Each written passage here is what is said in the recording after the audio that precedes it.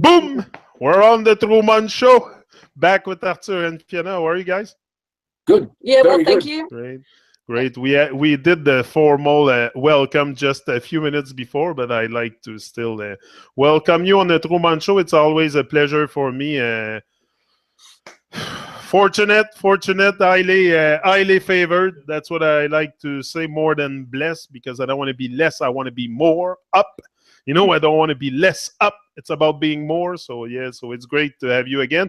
We're gonna keep going tonight about the same topic we were going on last time, the self-obsession.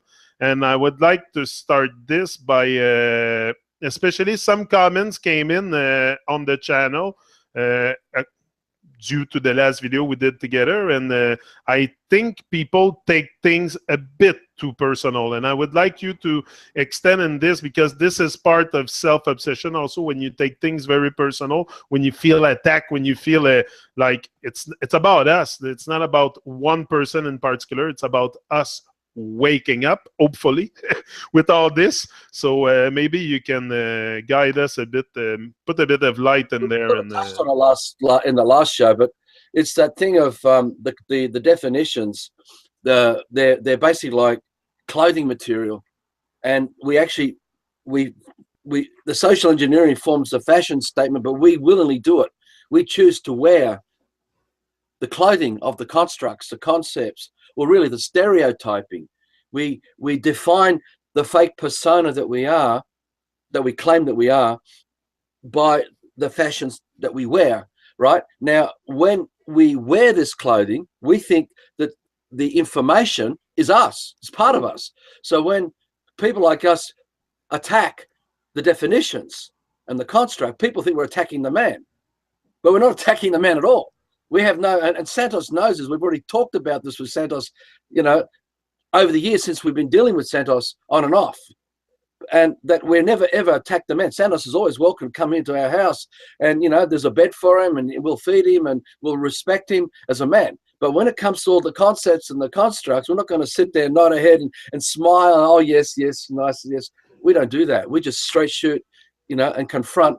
And because it's like demonic possession that needs to be released. Now, we can't force people to release it. What we do is try to stimulate so the emotion comes up, and people can learn to observe, become conscious of these thoughts. Because true consciousness is not about the definition of consciousness that's been pounded in us through the new age and the old age, and through interactions with social media and friends and circles and all that. Because there's so much talking about consciousness, but none of that is consciousness. The true consciousness is the senses, and no one can define what those senses are for each of us. But what you sense, what you smell, what you see, what you hear is of the true man, and it cannot be impersonated. Nobody can impersonate what you sense, right? So what you smell, even if there's 10 of us together smelling, each one of us has a unique experience with what we're smelling. But if I explain what you smell, that is not the experience of what you smell. It's just my explanation of it. So the definition is not the experience at all. And it's funny, because if you think about it, that whole thing of definition, because say we can all stand around a vanilla pod and we all think we know what that smell of vanilla is, and yet each one of us will be smelling something different.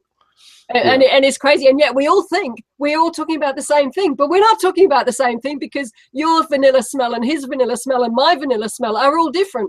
And yet I'm assuming that your vanilla smell is the same as mine, and I'm assuming that his is the same as mine, but they're actually not. Exactly. So what happens with the self-obsession, because it's trauma-based, we try to cover everybody under the definition. So we see only through the eyes of the definition of stereotyping, right? Now, we can't bring forward, for example, going back to Santos, no one can bring forward astrotheology in first party.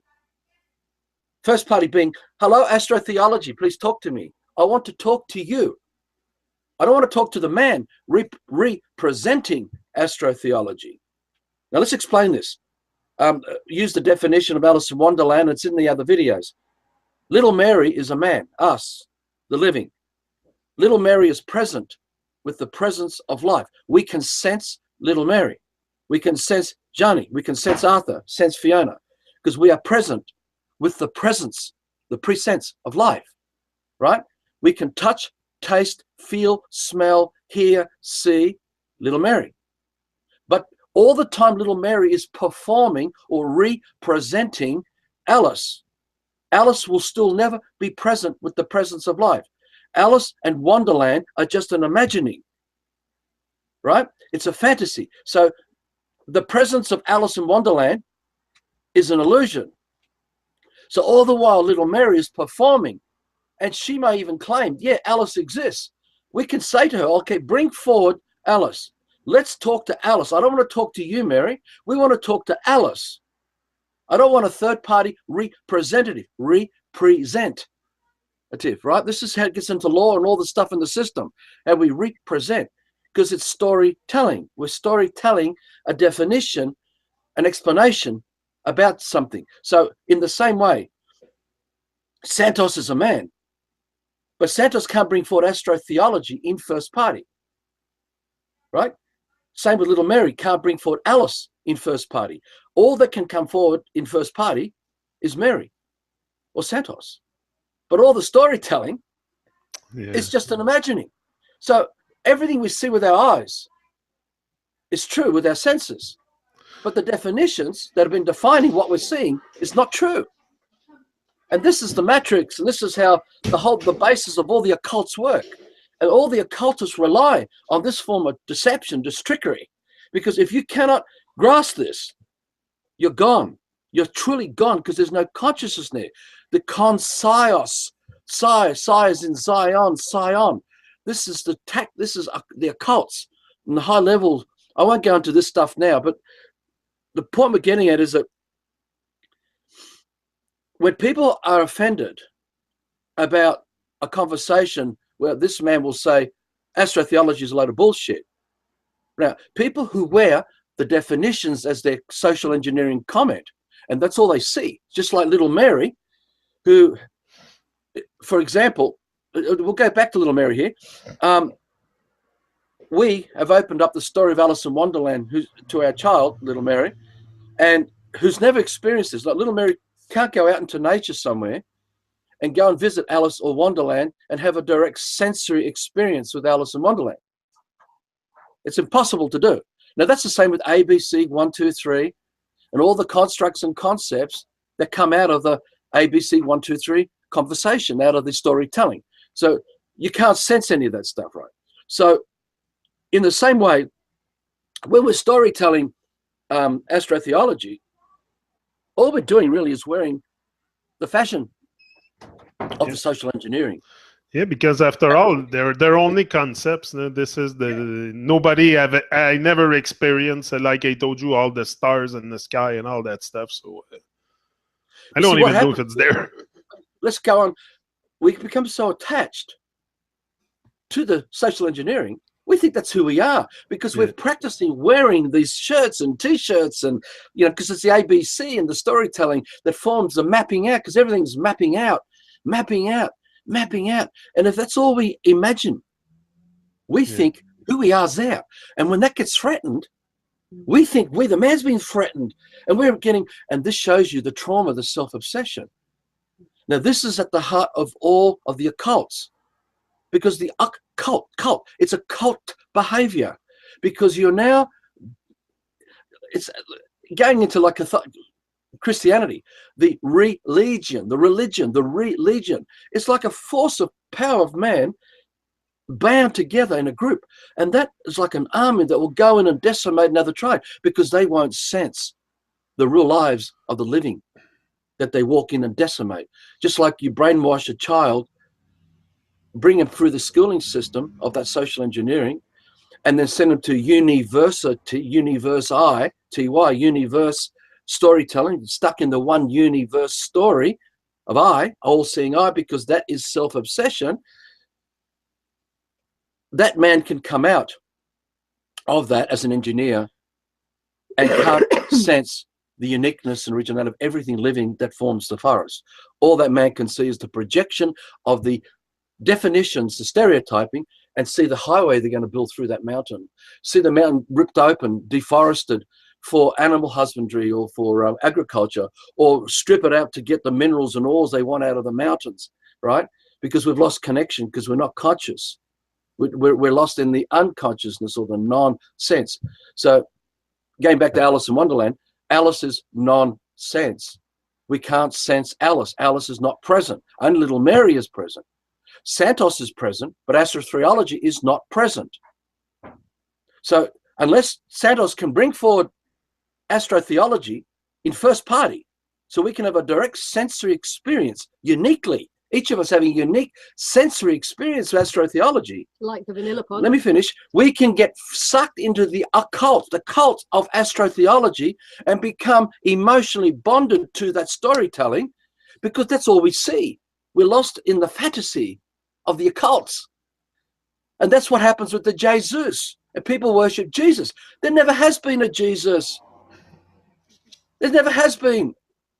The man, whoever the man was, is irrelevant, because we're talking about the living, the eternal present sense, because the man is undefinable. Our senses are undefinable.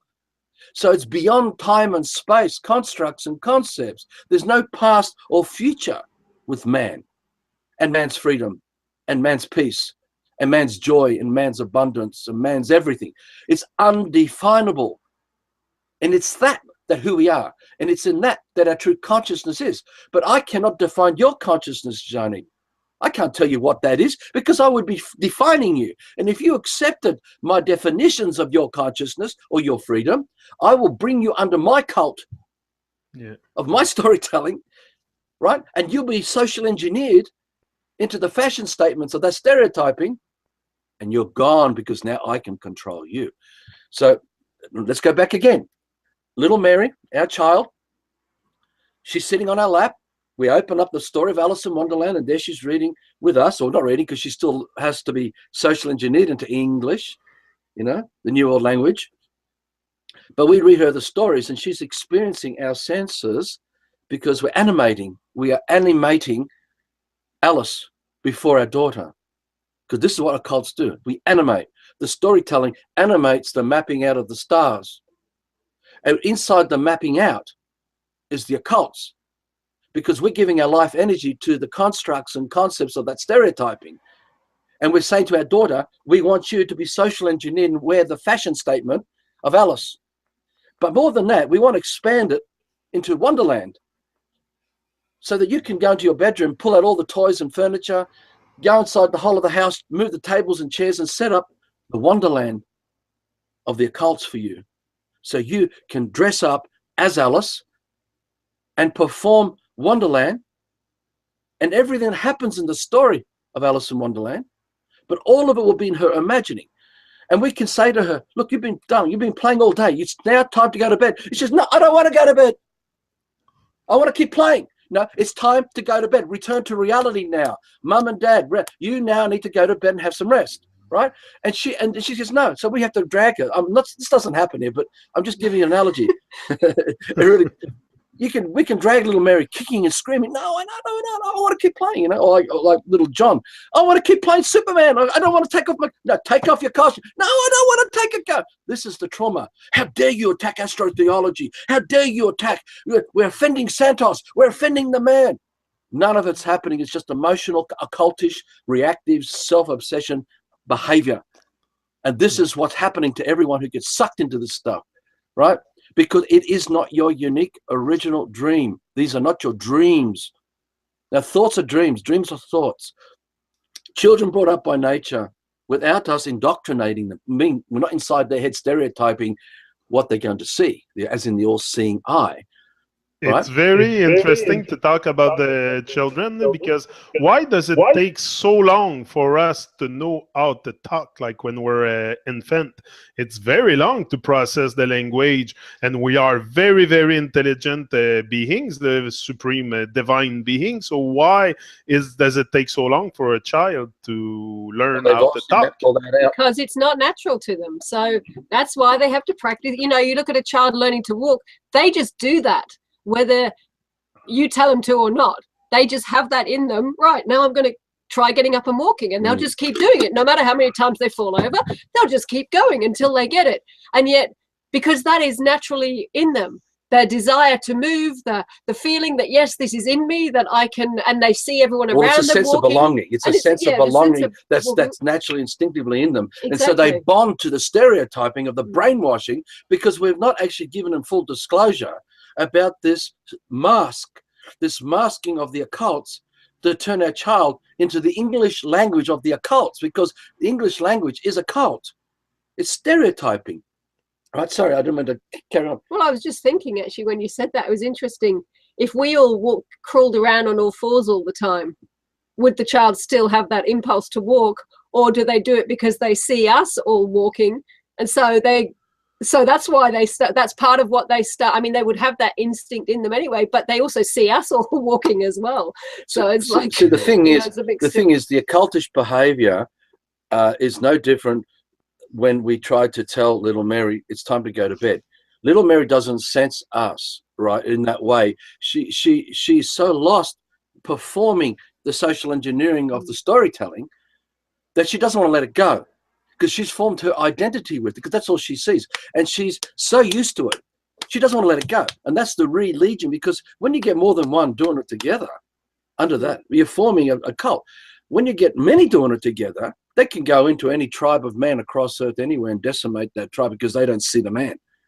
They only see the storytelling of the mapping out of those occultish behaviors, right, over what they're looking at. And that this is how you must behave. This is the right way to be. I mean, and this is a total attachment to the definitions of who we are that has us still totally stuck, because we think we want freedom. We're dreaming for the freedom, but we move into, say, a community that say they want freedom, but we bring our definition with us. Yeah. And so that's why we keep being trapped, because no matter how much we think we want the freedom, we keep bringing our not freedom with us, and we keep imposing our not freedom on everybody, because no, you can't talk about that. No, you can't, attack me with that, and I'm going to take it personally. So therefore we still remain stuck, and this is when people get upset with things like, we call say what Santos Bonacci's talking about is rubbish, etc.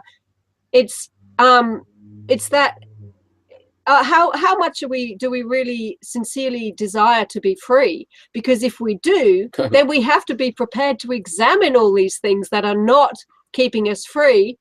And that's it. This is the hardest thing. And this is what we say to people, oh, yeah, we can get together and we can grow gardens and we can grow food. You can do that for 30 years, but you will not be free until you have the courage to examine your own self-obsession without getting self-obsessed about your self-obsession, which is the other trap you fall into, and all the definitions that are keeping you locked in. Because if you don't learn to let them grow, you can grow all the food forest you like for the next 40 years, but you'll still be stuck in those definitions. You'll be stuck in the cult of permaculture or social or soil science. And look, we are the sensory reality is undefinable for each of us. So no one can impersonate what we smell, what we hear, what we see.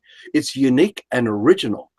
And it's from that, when children brought up by nature without us defining anything, that the sensations of their dreaming, that are their thoughts, that they've created, that are not explained to them, that's yellow and that's daffodil and this is science, and expanding out the stereotyping of a wonderland, because that's what we do with an occult. We create the wonderland of the cults.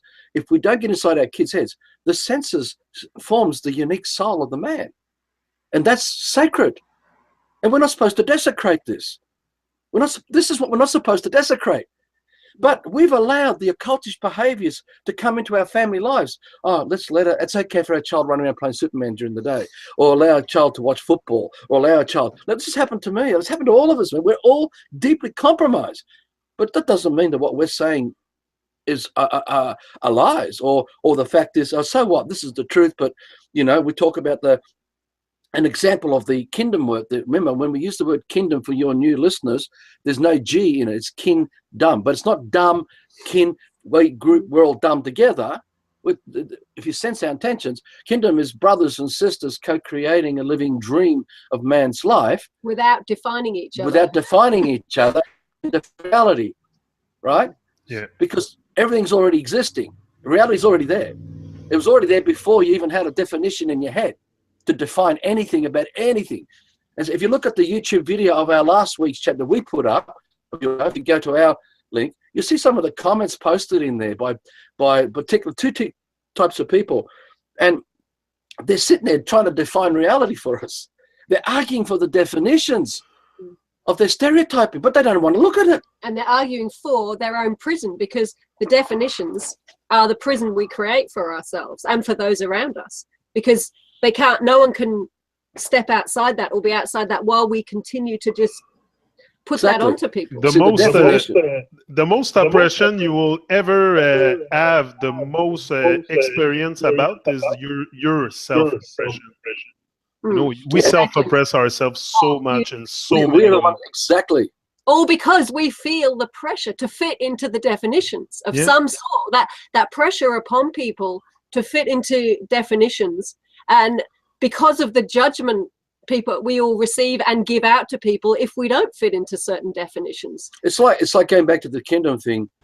People say, oh, but that's Arthur, you know. They say, oh, but that's just a utopia. Look, what a beautiful idea. What a lovely dream. But come on, face reality, man. It's not going to happen in this life. It ain't going to happen, you know. Oh, that's just human nature. It's just human nature, you know. Everybody wants something better or more or whatever else, right? Yeah. These are all very cunning methods of doubt and uncertainty used and manipulated on those who wear the fashion statement of a freedom they dream for, or of a consciousness they live for, or of a sense of peace and hope and for goodwill for all of man. But unless you can peel back the stereotyping of the alphabet language, now the alphabet language is critical, because the alphabet language actually forms the wonderland, which sets the background to the foreground. So that all the definitions that are explained to us that we use, like in English now, we're relying on the background of the meaning of the words to form the sentence structures to communicate with you and the audience now, right, in English. But that's come from the background.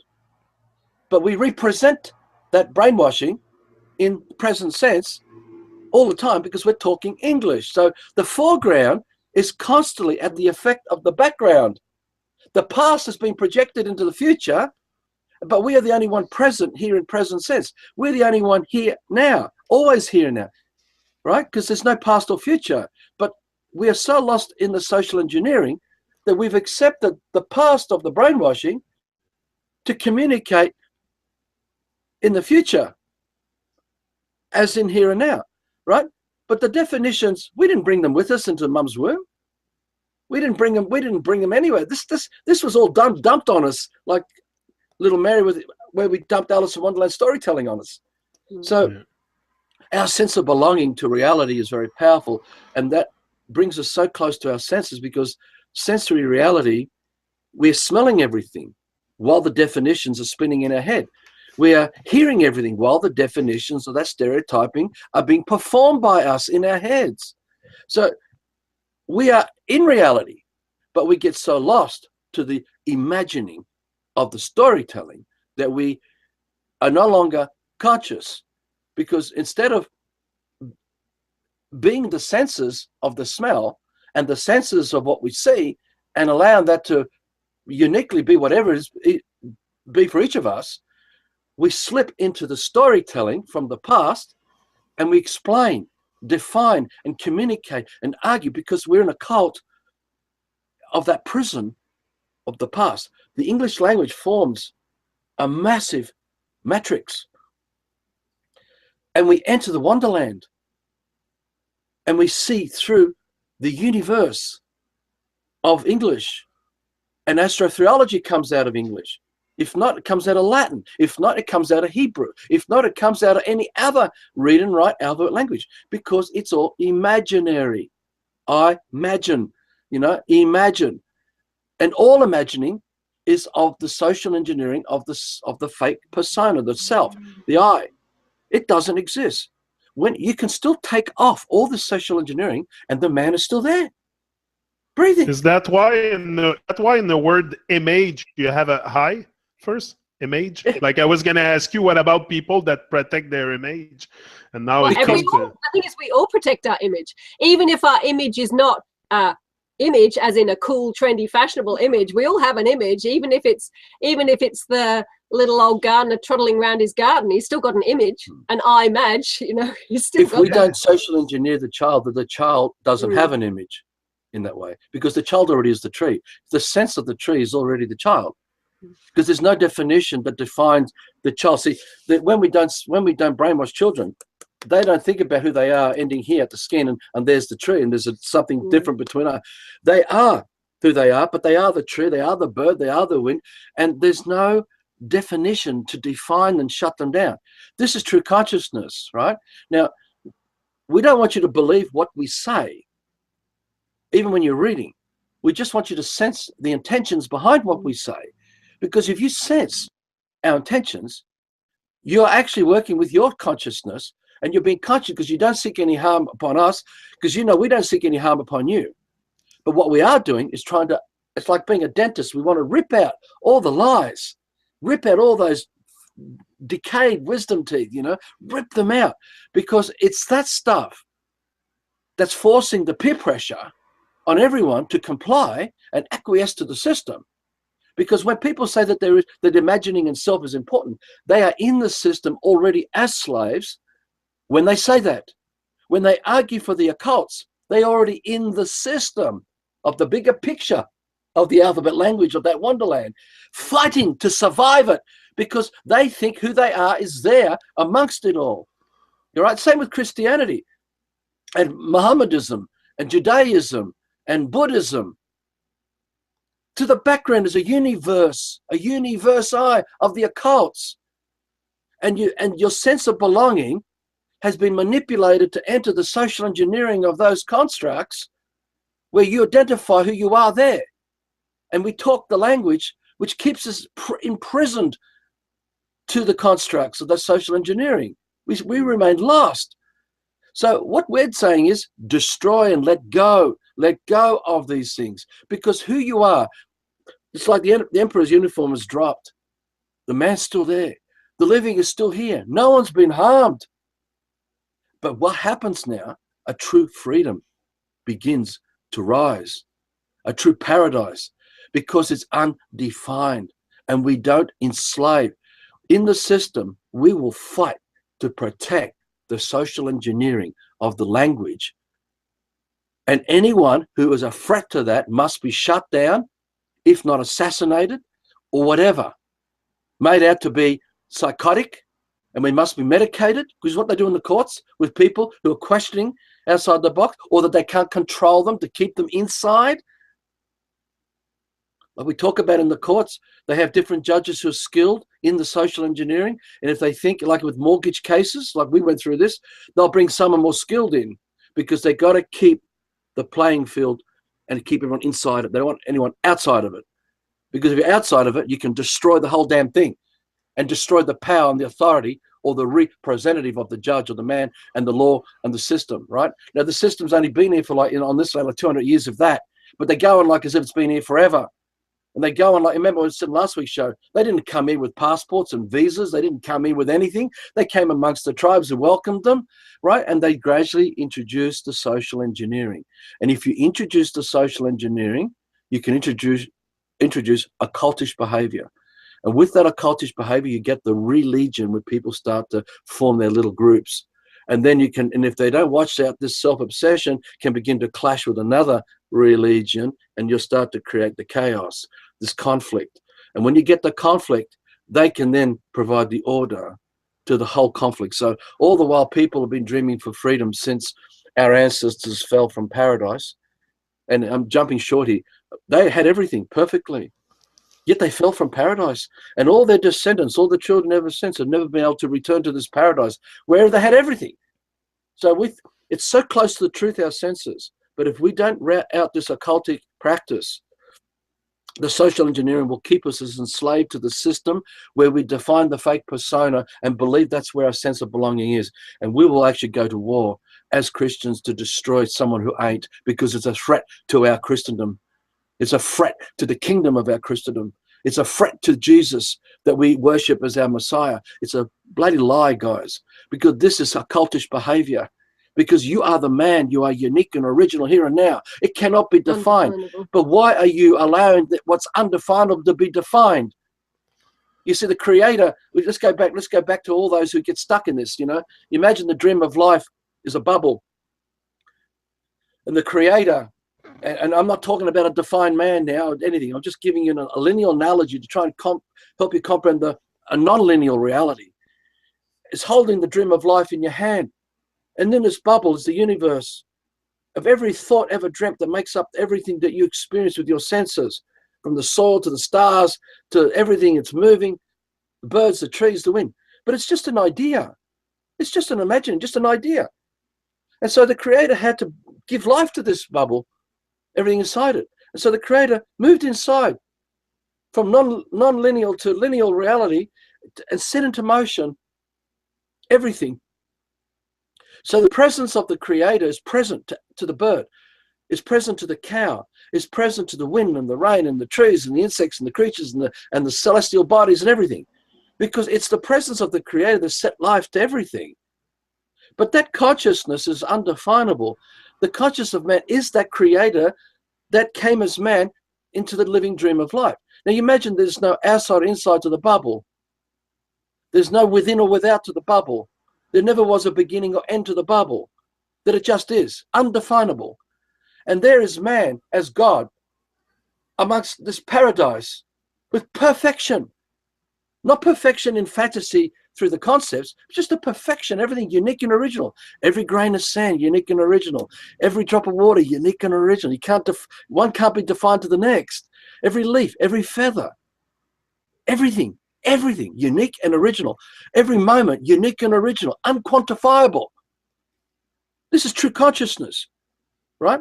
So when you peel back all the definitions and we get back to this, it's already here now. This is who we are. And there's the Creator amongst paradise. And the Creator dreams for another man. And that man is gifted with the legacy of the original dream. Unique and original man with unique original dreams in undefinable paradise. And everything that man does, his son, is unique and original. That's the true Christ. That's the true Jesus. But not a fucking Messiah, not a savior. A man doesn't need to be saved. Who we are is already all those things and more. We're beyond all this, but we doubt. So you explain our need to define everything exactly by self-obsession.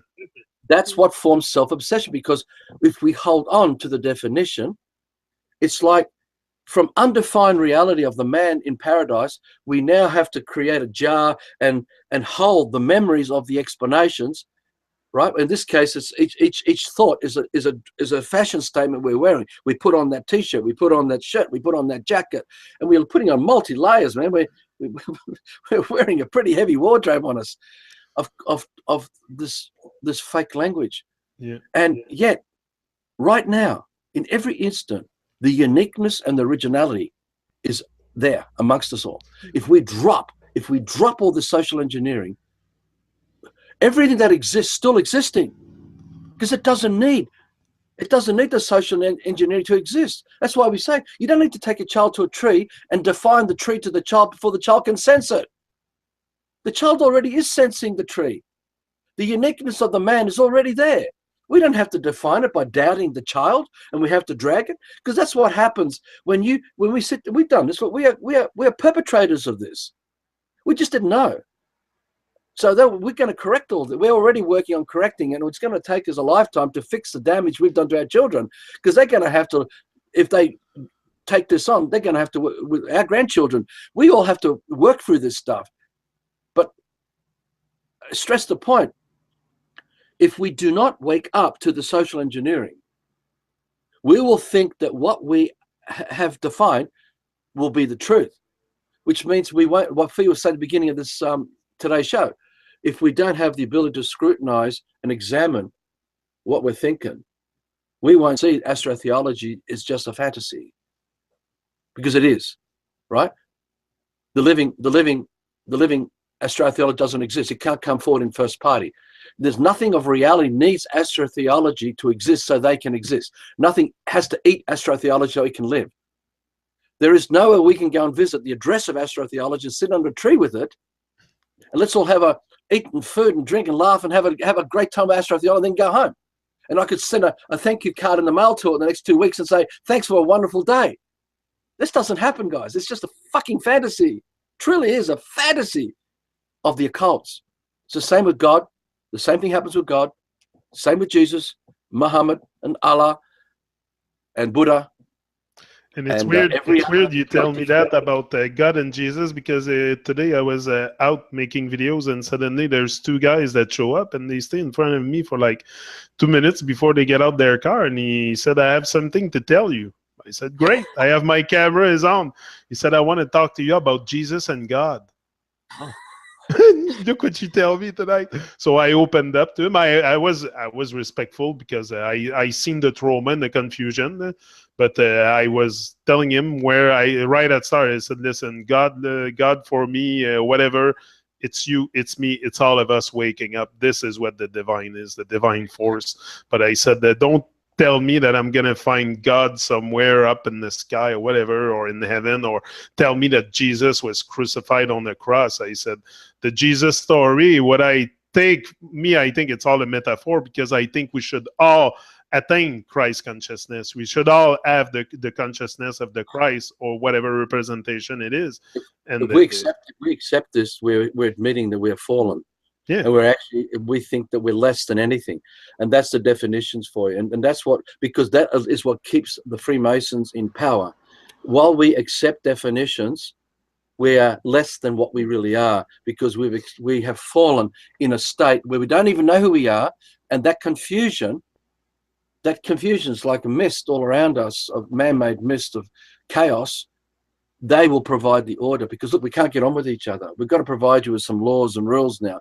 And then they'll stir and stimulate all that activity too, to continue keeping us in the enslavement of their law, of their government, of their politics, right? And of their religions and all that. And that's why you get two men coming to you to come and talk to you about God and Jesus. They're coming from the system, representing the system, just like little Mary and Alice in Wonderland, to say, I do not want you to leave the system. You are one of us. I don't see who you are, Janik. We don't see you. We don't sense you. But we want you to be one of us in our cult. Yeah, that's what he told me. He gave me his card and everything. I found it interesting. But I said, I'll come and share my story if you want. I bet he didn't reply. He left 5 minutes after. Okay. Excuse me. No, that's the thing. And when Arthur was talking also, Fiona, about social media, that's what I see a lot, the self-obsession, especially on Facebook. It's getting so bad, and children are being caught up into it so young. So it's so devastating with what's going on with this. And especially me, I'm a lot in touch with reggae singers, and that's all I see is selfie from them on stage. Like, all this to me, I don't know. It doesn't feel right. It doesn't feel right inside of me when I see it. So it's so taught to us that I think we get in this real fear and doubt and uncertainty that we can do it differently, that we can live without them. But look at the amount of energy the occultists have to put into keeping us in those definitions. They have to constantly remind us of the definitions, which is why we have all the advertising, all the social media, all the news channels. It's such hard work, because I think we'd find if we switched off all the TVs, the computers, all the energy centers, and just got away from it all, it would be incredible how fast we would let go of it. Because I mean, I remember talking what we were saying earlier about children and how they don't see themselves as separate. I've had conversations with people, one woman particularly I remember, who said, she wasn't into what we were talking about, it was just a conversation that came up. She said she distinctly remembers being about 8 or 9 and being in a car with her best friend and the parents, and just having this sudden moment of realization that she and her best friend were separate, were not the same. So that's showing even up to that sort of age of 8 or 9, our children still have that ability to be tuned into things, and they've already been under the hammering of definitions since they were born. Because us as parents, we start already, it's a girl, it's a boy, she's a good sleeper, she's a bad sleeper, she cries. All these are definitions we're chucking on our children. Blue for the boy. And with children. Yeah, and we keep doing it, but it's still taken 8 or 9 years before that final severing, where she kind of went, oh, I am not her when she is the her. knife really. goes in the heart. Bam! Die. Yeah. You're individual. So you just flick the switches on all those things, turn it all off. I think it's like we mentioned last week, it's only really been the last couple of 100 years that the true decimation of Earth has really taken hold. Before that, yes, it was the system, but before the industrialization and all the technology, Earth was pretty much, there was still most of Earth would have still been undecimated. So it's going to be not much time, to use that word at all, if we just turn everything off and stop putting our energy there. Yeah, it's the onslaught of social engineering of the religion, of the cults that spread out to force everyone into the cult of the Freemasons. That's decimated all of Earth because that's all they can do. They've got to destroy reality to maintain their power and control because they are so delusional themselves. They believe they have the right view of everything. Forget the satanic religion and how it all works, but in the end, it is social engineering, and that's why you're seeing the Amazon being destroyed. It's social engineering. We are, just like she said about the child.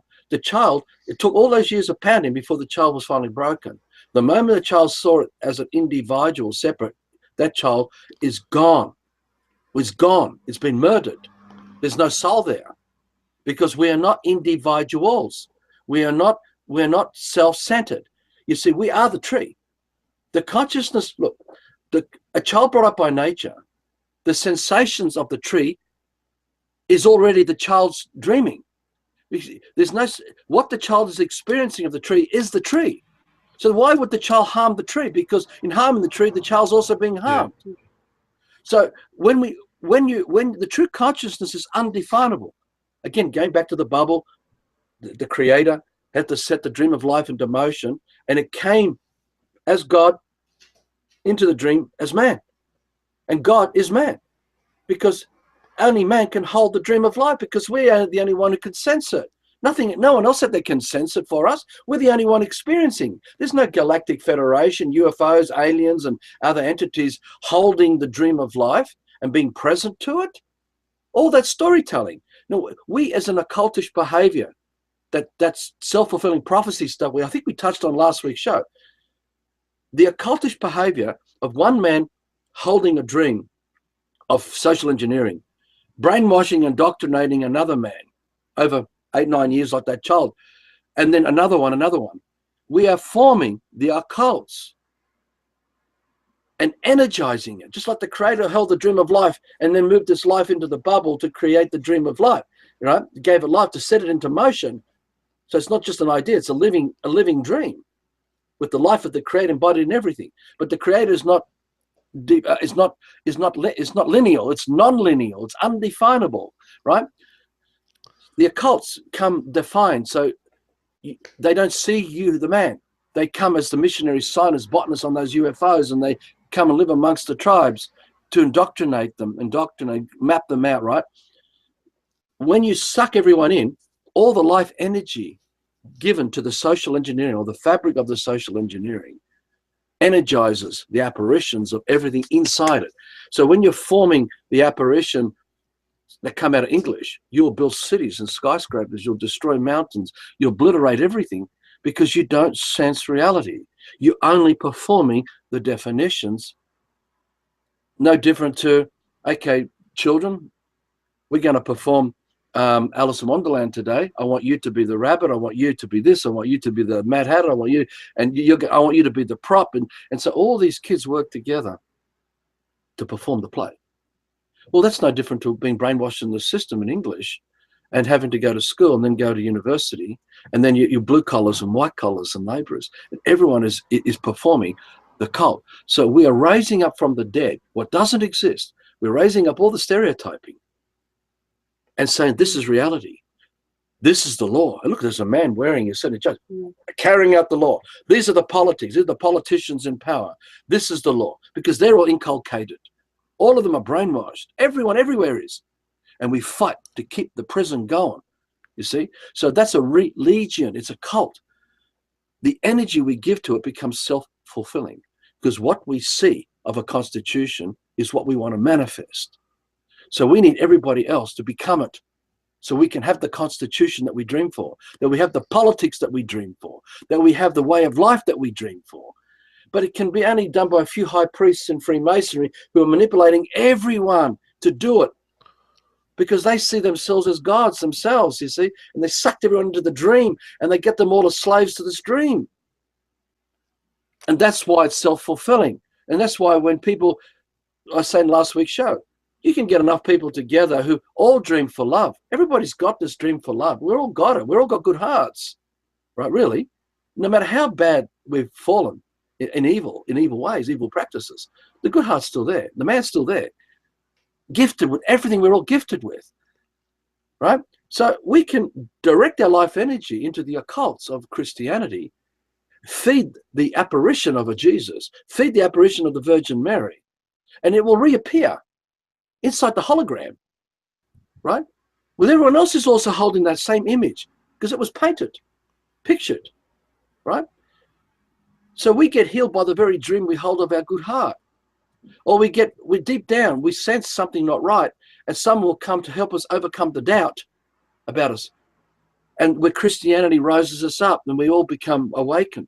But we've all done it to each other. It's just social engineering, but it's a trick, clever, cunning way of sucking us in and keeping us in the system. That's why we're bombarded with images and logos and all kinds of stuff. No? And we're doing it because we're inside the bubble of Christianity, or inside the bubble of Allah and Muhammad and the Quran, or inside the Bhagavad Gita, or we're inside the Old Testament, you see, or the New Testament, or we're inside the New Age.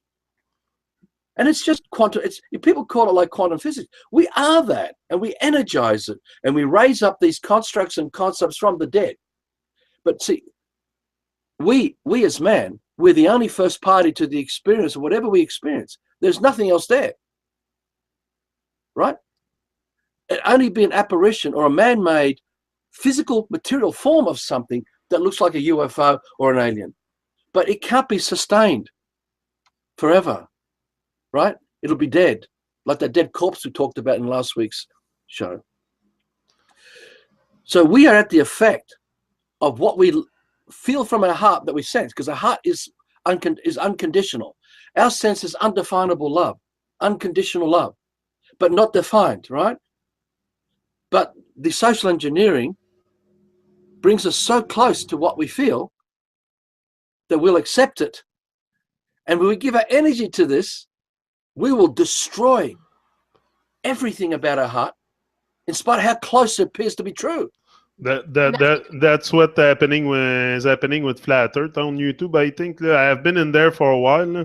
Like the horizon is horizontal. Like I told you, I can see it, but the rest I cannot really experience nothing. So it's there's lots. We're bombarded with lies and false truth, and if we don't use scrutiny, we're fucked. And the problem is, because of the doubt we feel, or the doubt we have in our own ability to sense, we put all our trust in the definitions.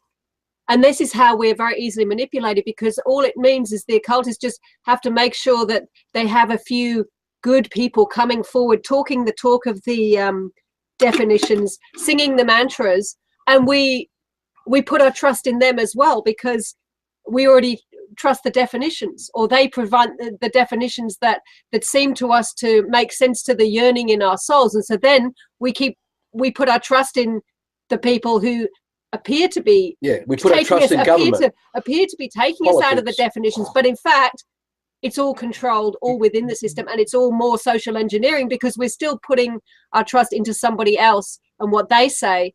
And that's how they can easily manipulate it. That's why you have a good figure rising up out of the grass movements, saying all the right mantras of freedom, consciousness, etc. But really, if you examine what they're saying, most of the time there's no remedy there. There's nothing, no actual practical steps to take to walk out of the system. And it's all within the confines of the system. And that's how they get us. They take the yearnings we have for freedom, but then they start defining it for us, and we're so full of doubt. They give you the freedom of government, and the government is providing you with the freedom. Yeah. They're giving you the freedom of the consciousness that's defined your freedom, but you're still enslaved to the definitions of the explanation of a freedom that comes, inside the stereotyping. So we get trapped So our children are practicing it from so young because we give them fairy tales to perform. So they're assimilated into doing it as adults. So childhood representing Alice in Wonderland becomes child representing as the judge or the politician or Santos Panacci with astrotheology, right? This goes into Mark Pazio. It goes into David Icke with the reptilian shape-shifting and all that. Look, it's all man-made manipulation. They are relying on the doubt and uncertainty because you still don't know who you are. You're still lost in confusion. And meaning they'll keep feeding you with the sentiments. All the sentiments of like, we've got to deal with Palestine. We've got to stop the wars that are going on. We've got to stop this injustice and cruelty. Stop destroying the ocean. Stop destroying the Amazon. It goes on, right? They're going to bring all of man to their knees. Something must be done. And then one of their greatest occultists will come out and will just, with one flick of its finger, it will all stop. Because the occultists are controlling all the major institutions, controlling everything. And this will be the New World Order because it's a remedy to this chaos, right? There's because one thing. Hold on. There's one thing I wonder, and really it's on my mind. I want to give it to you before I forget. If we have such a high level of self-obsession, why don't we start all designing our life and living our dreams and going after our greatest version of ourselves and actualizing ourselves into this matrix to inspire others, at least to create a change to why, if we're so self-obsessed by our ego, our image and stuff, why don't we create a life that's genuine instead of falling for the herd mentality and all that? The self-obsession is confusion. Yeah. You're relying on confusion to bring order, to bring peace, but you're just self-fulfilling, self-projecting. That same thing about Christianity, and was just told me before I went to the bathroom. You can't like that. You have to use your senses to do that. But they're not. You don't. You've got to work with your senses to unhook, not the definitions. If you rely, look, sense is not the alphabet thoughts in your head. Sense is not the alphabet thoughts you and I are talking. There's no sense there. But if you sense our intentions, you will sense. And you can learn to, in your way, to unhook from the stereotyping that imprisons you. Because we are each the prisoner. We are the prison warden and the prisoner. Okay, what about intuition? What about intuition? You cannot really sense intuition, but I know I have it. Like, well, that's your senses. It's going to be your senses as well. No. It's different. No one can define your senses. Your senses are unique and original. And learning to recognize them means you can't rely on the alphabet thoughts in your head to define what you sense. So you end up not talking because there's nothing to talk about in English because your senses is undefinable. You just be it and start taking responsibility for that and walk that talk. And be it, right? So intuition is an occultist. They are in the tuition. They're under the storytelling. That's how you form an occultist who will grow up in Freemasonry. They're in tuition. Watch out, it's cunning. Okay, that's what astrotheology is all about with Santos. You're in tuition. And you're trapped in the self-fulfilling prophecies of that image. You're no different to a child. Mum and Dad, I want to go and play. They practiced Superman yesterday. They go and find the Superman costume, wear it again. That's self-fulfilling prophecy because they're in tuition to the storytelling from the past and they want to represent it by projecting into the future so they can play it again tomorrow. So that's what politics is all about. Religion and government and law. All the whole of the system is this bullshit. You said about why don't we, with our self-obsession, go and create genuine lives? The problem with self-obsession is that it's selfish, it's greedy, it's often lazy, it's nothing to do with unconditional love because it's all about me and my thing and what I want and what I have. That is the big problem with self-obsession. Even if we think like it's all through the New Age, even though the New Age is supposed to be about love and peace and joy, it's all about me in the New Age and me in the love and me in the peace. That's why we can't create anything. We've got to if we get off the self-obsession, we're not creating anything for who we are. We're creating it for those around us. And that's the mega difference. Let's expand on that. When you said, what you said, me in the, what did you say? Me in the love, me in the it's actually freedom. I need you to be Exactly. my slave so I can perform my self-obsession. I need you to be my slave so I can perform my self-obsession. I need you to be conquered so I can perform my self-obsession. I need you to be the white collar and the blue collar, to be the bank teller, to be the insurance clerk, to be the truck driver, to be the garbage collector, to be this and that. I want you to be all my fucking slaves so I can be the self-obsession that I live for. I need the pantomime. So as a child, I need to change this house into the Wonderland, using all the furniture into Wonderland so I can perform my Alice. So mum and dad don't exist here. You know, we come home late in the afternoon, we're knocking on the door, we can't get in because one of the wardrobes is pushed up against the front door. The back door is also closed because the whole house has been changed. You know, there's an order to the house for all of us to live together in the house. We can't do it because one of our child loves their fucking story so much. And they say, no, I haven't finished playing, Dad. Come back in an hour and I'll fix it up. No, son, we live here too. You know, Earth is our place too. We all are of Earth. Let us in to Earth. Let us into freedom. Let us into paradise. Why are you keeping us out? You know, you see, we do it. We do it. We train our children to do it. And so they grow up in these religions, in these cults.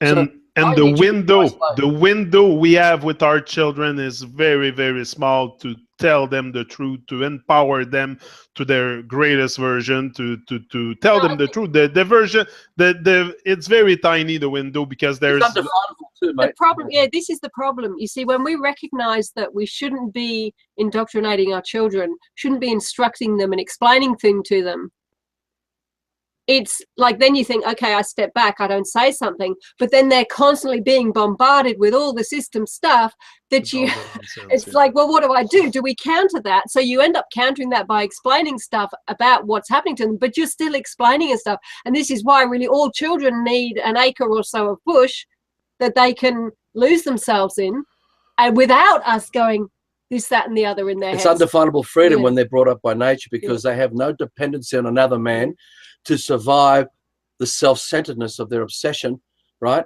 Because it's only the brainwashing of the occults that makes us dependent on another man for us to perform the pantomime of the system. A child brought up by nature already stands on its feet as a man. It doesn't need another man for anything. It doesn't have a conversation instead about surviving the self-persona. It doesn't exist. So it doesn't behave like that. It doesn't act like that. But when you get to children and you inculcate them with the storytelling, you will turn them into the zombies, the robots with software programs, and they will convert everybody else, because that's why the two men or women or man and woman came and saw you today, with whether Jehovah's Witness, whoever they, because we had two Jehovah's Witnesses the other day come past there too. Same thing.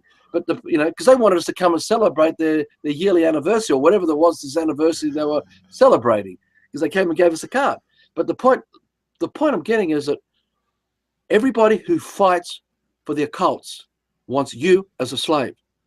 This is what you're going to have to face. Do you really want slavery? Because if you want slavery, that means you still want the water to come from the local council and the water board to your home. You still want to be plugged into the grid of the electrical system. It doesn't matter whether it's Tesla technology really energizing it and they're bringing it out of whatever, or whether it's fueled by electrical power generators. Doesn't matter. It's irrelevant. It doesn't matter whether you want to get into flat earth, because while you're all caught up in flat earth, you need slaves everywhere so you can run around and be the flat earther. But I think it's our needs also. It's our need for drama and sensationalism. And you see that because there's channels talking about flat earth, like me, that don't have subscriber too much, because I also involve deep truth and deep looking at yourself, where others, it's basically sensationalism, and they just pump it in and pump in the subscriber or buy them or whatever. But it's very much I see it's a big circus. It's not so much about truth, because the truth is us. It's us, the truth. The truth is what you can experience, is what it is. It's you, me. It's what you say, the first party. So what is all this explanation needs for? Why do we need to be... And that's also very taking away the sacredness from things a lot, because now you don't look at things in a sacred manner anymore. You want to find the deeper meaning of the sun, of the moon, of the stars, of the waves, of the seas, of the... Desecration. Desecrate everybody. Desecrate everything. Yeah. Because self-obsession of the occults, because we're a cult follower. That's all we see. That's why the Freemasons came across the waters. They didn't see the man on the land and their uniqueness and originality and all their sacredness. They came to desecrate it. Yeah. Right? And we're living in desecration right now. We're all desecrated. So while you want your flat earth, you want to continue desecration. Look, we talk about one of the earlier videos with you. Just have one screw. One screw requires tens of thousands of brainwashed men, women, and children. Right? And devastation to earth to have one screw for me to work in the garden with, or a power tool. So for us to have flat earth, it requires tens of thousands, hundreds, millions of brainwashed drones for you to have flat earth, for you to have your Jesus, for you to have your God. Now, if you can't get your head around this and wake up, the first thing they're going to... The first thing they're going to tell you is the purpose of this is because they're hiding God. What, they hide you? They hide me? They hide us? God can't come forward in first party. This all-powerful God that created everything can't come forward and talk to us freely of its own free will. It has to be a mysterious God that hides behind the silhouettes of fantasy. It can never come into the affairs of man's life and be present amongst the living. Right? We have to rely on the explanations to find it, because a child has to be brainwashed into the idea of a God or the idea of a Jesus, and the storytelling that comes with the Old Testament, New Testament, Buddha, Allah, it doesn't matter. The whole thing comes together. You accept one little bit, you got to take the whole lot. Where is this God? Where is this Savior, this Messiah? You see, when you believe this stuff, you're saying, I'm not good enough. I'm fallen. I need you to rescue me, meaning I won't take responsibility for who I really am. I'm going to keep passing the buck. I'm going to pass it over to the government, pass it over to the religion. Really, we pass it over to the occultists, the Freemasons, behind the government, behind the order, behind the authority, the author of rights, the author rights, right? We're behind, and we keep giving it over because we're inculcated by them. They both created the chaos, the confusion, and they provide you the order. So they suck you both ways. So when they come to you with your God, and it's a mysterious God, you know right now you're in the system as a slave, because you're not in a forest untouched and non-desecrated. You're already desecrated. Watch out, because people who come to attack you with these things, they're already got at and brainwashed themselves. They don't know who they are. And you're relying on their argument. This is why a lot of people come and try to discredit what we do. They can discredit as much as they like. We don't mind. But they don't have a remedy. I ask them, what's your remedy that's going to set us all free from all of this? They haven't got one. I ask them, show us the remedy you got that provides freedom, truth, peace, joy, abundance, do no harm, no loss of uniqueness, originality, no slaves and rulers. That's what everybody wants. Everybody wants this. Everyone dreams. No one will disagree. So it defaults back to their belief, to their occultic practices, you see. And so watch out for all the cynicism, all the ridicule and abuse. Watch out for the personal attacks. You've got to let it just go straight over your head. Don't have any emotional attachment to any of it, because you can't do anything about these people, right? If they don't, because you know what's really happening? I want you to be my slave. I want you to stay in slavery so you can keep the system rolling along, so I can get the good I want out of it, all the good I want out of it. They don't want to see all the bad. They don't want to see you destroyed. They don't want to see your children destroyed. They don't want to see your neighbors destroyed. They don't want to see the forests destroyed, nature abused. They don't want to see all the corruption and all that. They don't want to see any of it. They just want all the good things, right? But the good and the bad all come together. You cannot have one without the other. So when they come and attack you, you just got to let it go, because you can see the bigger picture, and you must see the bigger picture, because you don't want slavery. Anyone who's true does not want slavery. So don't listen to the utopia argument. Don't listen to the manipulation of your doubt and uncertainty about who you are, because they will manipulate your heart, your good intention, to default. Okay, the next best thing is we keep going with the system. Now look, Sacha Stone, I've mentioned this. He's behind this. He's not the only one. There are so many of these people. I can name names here. The New World Order is going to meet the heart of everybody who still won't take the full responsibility to be the man, non-desecrated man, non-stereotyped man, right? Undefinable man. Don't want to take on that full responsibility. So the next best thing is, well, okay, I'm not good enough. Let's let them bring an order to this chaos. We're going to stop all wars. We're going to stop all destruction. We're going to stop all this blaming the Rothschilds, Rockefellers, and all the corruptions that come out of them, because that's part of the red herrings. They are behind it, occultists behind that as well, right? So we all default to a new system. It's going to look like something out of Star Trek Federation. And they're all going to be really nice Knight Templars. They won't dress like that. People just think they're one of us. And they're all heroes and rescuers to save us all from this nightmare. But we will sell out. Any revolution's been led by secret societies, Freemason or whatever in the past. We've never led any revolution. So we cannot think that, oh, flat earth is the revolution for people. You know what I mean? Because there can be man truly waking up when man does. There is no leading. That's the problem. Yeah, no leaders. There are no leaders, so none of us can lead the revolution to freedom and consciousness. And this is part of the problem, because growing up in the system, we're all totally accustomed to being led by someone, to following someone, to being told, or to being that leader. But even the leaders are following someone. So that is why we will never lead a revolution to true freedom, peace, consciousness, etc., because there is no one to lead, and no one to follow. We lead the definition. Exactly. So then we lead, we follow the man who provided us with the definition. So when you follow astrotheology, you follow Santos Bonacci. So when you follow God, you follow the men and the priests who act as the authorities, the author rights, because that's a right. Now, you got to learn this, guys. Right is R-I-T-E, W-R-I-T-E, and R-I-G-H-T. They're all one and the same. But you've got to be very cunning. You've got to be really smart using discernment, and you've got to be very, very vigilant to see how these things play out. Because when you follow another man, you're following the occults of the definition that binds you to another man. And that's how we are stuck in the system, because we are following another man. We sold out. Go back to the original dream. There's the original dream of creation. You see, every dream needs a creator. You cannot have a dream of life without a creator. Someone has to have the dream and hold the dream. So there's the creator holding the dream. It comes into the bubble, and there's God as man. We are that. And the legacy is passed to all of us who have created out of that.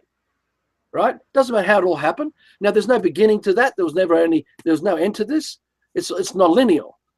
But the point is, the same thing works with the occults. Someone comes up with an occultic practice, a definition, but there's a man in it.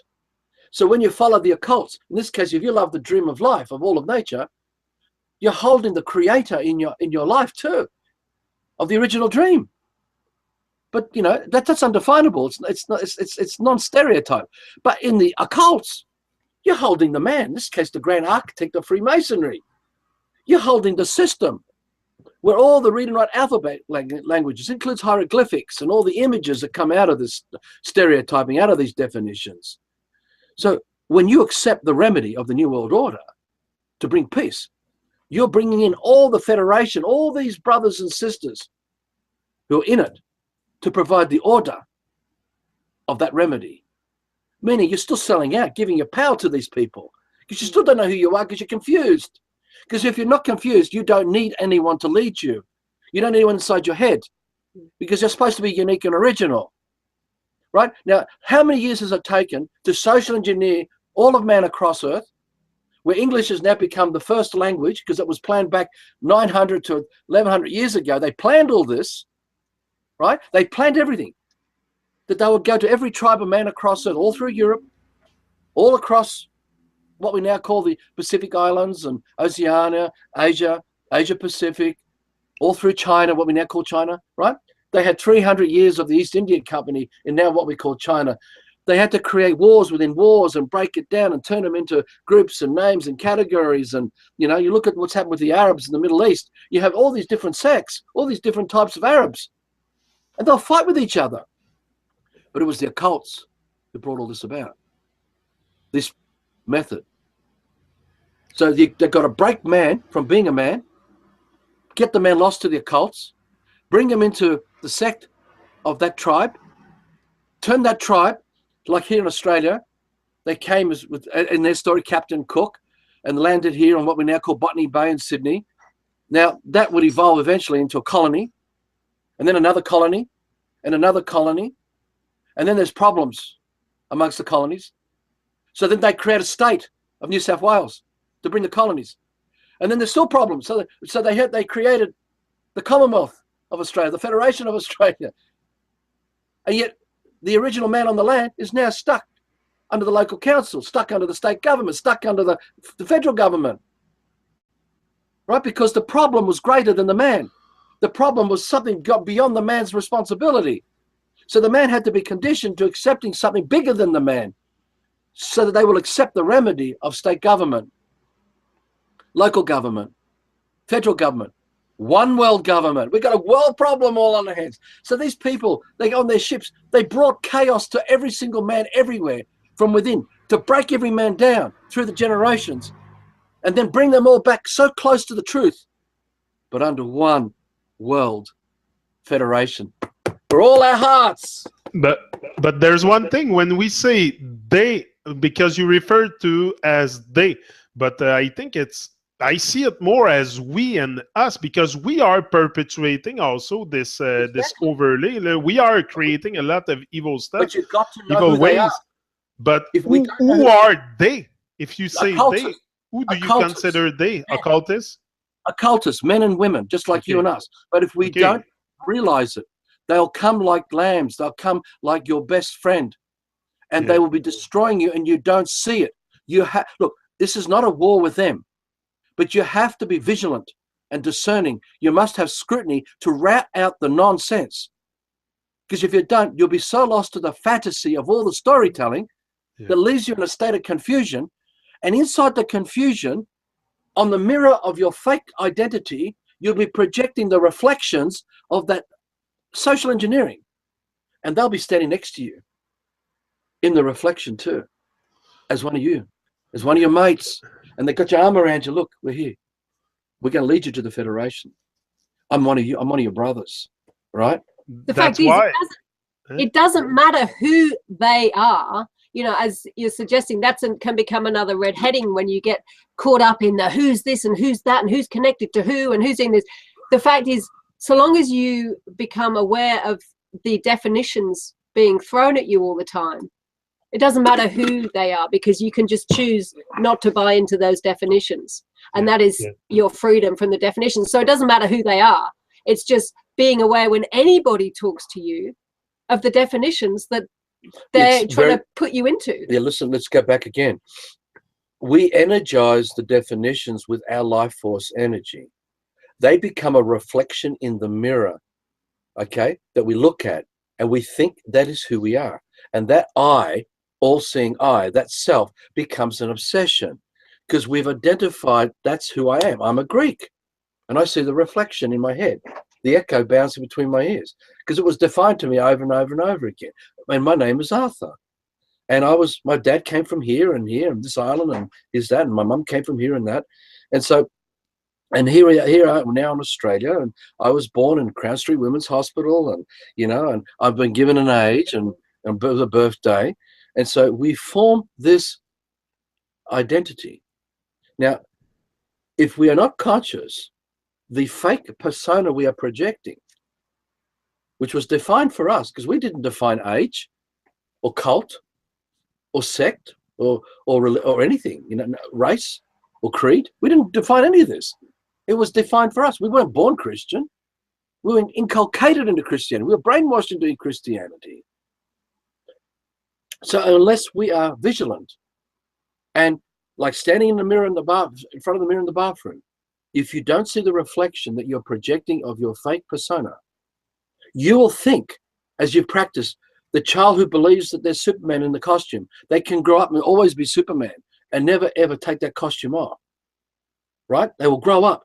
You can grow up and become liberal, Democrat, or you can grow up, become Christian and be that wearing that costume all your life. You can grow up wearing the costume of God or his savior or Messiah or Rastafarian. You can grow up, there's a whole range of these self-obsessions. If you don't learn to route it out, if you don't route these influences out, you're gone.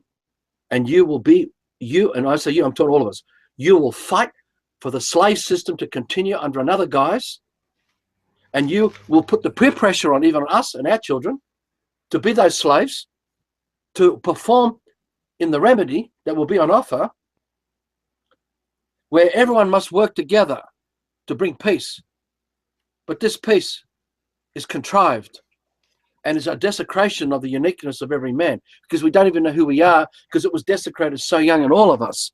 So our videos, our talks with you, all the Love for Life work is for those who want to put the effort in to recognize this and then begin to work on how to disconnect. Now, look, no disrespect, but you don't go anywhere in nature to find a monkey grabbing what we now call marijuana, drying it, and making a bomb, making papers, rolling a joint, and see monkeys smoking marijuana or any animal, right? No, that doesn't go to nature. But what you do see, you see animals going and eating it. Eating it raw. Or knocking it down because they're walking through and flattening, and other creatures come through doing what they do, right? But you don't see poppy plants being turned into morphine and heroin and all that naturally, right? So the same with alcohol and fermentation in that way. You can see the natural fermentation in the humus and the breaking down as the forest canopy and all that canopy and all that, the fungi is all that fermentation with the mold and the natural fungus inside the humus of the soil. But you don't see apple cider vinegar as a natural phenomenon, right? Because the synergy, remember, our senses are unique and original, and everything of reality is unique and original. So everything is whole, always whole, W-H-O-L-E. So when we're brought up by nature, with no one inculcating us with definitions, we eat whole, we think whole, we dream whole, we live whole, but it's non-stereotyped. We're only using these words because it's like, when we got to see this, it's like we're into the dark cave with a torch. We put the light on to describe and talk about these insights into the darkness where everyone's trapped in the stereotyping. We don't come in and say, look, notice us, and we're going to get you out of there because, you know, we want to be your new leaders, new cult followers. We're not about any of this stuff.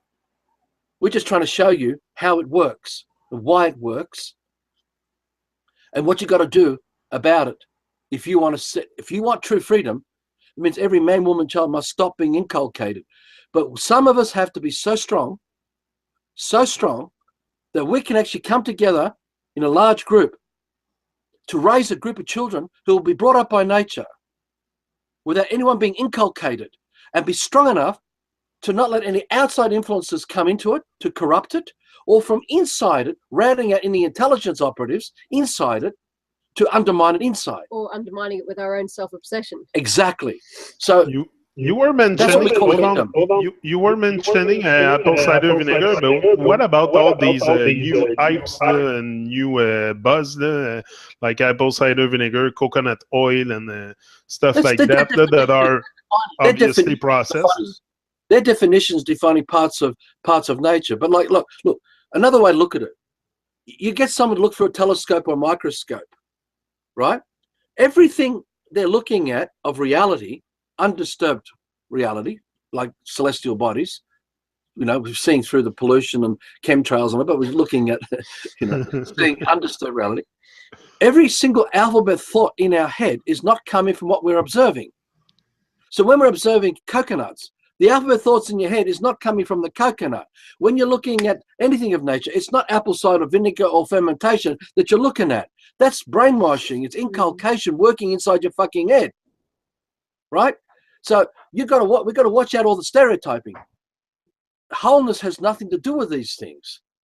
The only reason why we're involved in creating a food forest garden around this process is because we've got to take responsibility to produce living food and do something under the circumstances we've woken up to. If we had known what we'd known as children, it would have meant that our parents were obviously already awake, and we were supported because there was no one there trying to inhibit and stop that from happening. But the opposite happened. because our parents were desecrated. They fight to continue the desecration. They are prisoners. They're slaves. They brought us up as slaves, and they're going to leave us as slaves when we bury their bodies or they get buried, whatever, right? The same thing happened with our kids. We would have brought them up as slaves, and then they would have buried us, and they continue on as slavery. So we've got to get past all of this in this life and stop it, right? But you have to use your senses. And all we can do is repair the damage we've done to the forest, repair the damage we've done there by replanting trees, replanting plants, and let the food forest grow everywhere while we withdraw, we walk away from the system. So we're no longer trapped inside numbers that become the suburbs with street numbers and street maps. And we're no longer lost inside the suburbs of a defined reality in a defined country, in a defined state, in a defined race, and the Western world and all that. We've got to walk away from all of this, all of it, so that we stop inculcating. Every man, if every man was given, when I say every man, if every man's given the freedom on land, and I'm not talking the best beaches, all the best spots now, all that must be taken over by all of us, for all of us to enjoy. Every good spot, vantage spot, view, location, all that is taken away for all of us to enjoy. The worst parts, we go in and we set up a couple of acres and we help each other. This is why we're getting this group together. Strong enough than the self-obsession, strong enough to work together to recreate that kind of paradise where no one is underneath each other, so that a man can be free all day without a single thought in the head about a mortgage or debt or a credit card or worrying about they're going to die, worrying about thoughts and about health, right? Because if we have doubts, we'll be thinking about health. If we don't have any doubts, there is no health to be thought about, because we already are. When we have no doubt, the power of the truth is already what we are. We don't doubt it. But when we doubt it, we will be desecrated, and we will accept something to fill the void, that empty space. We gave up because we retreated from that. We walked away from that part and left it for someone else to come in there to provide it for us. And this is slavery for you.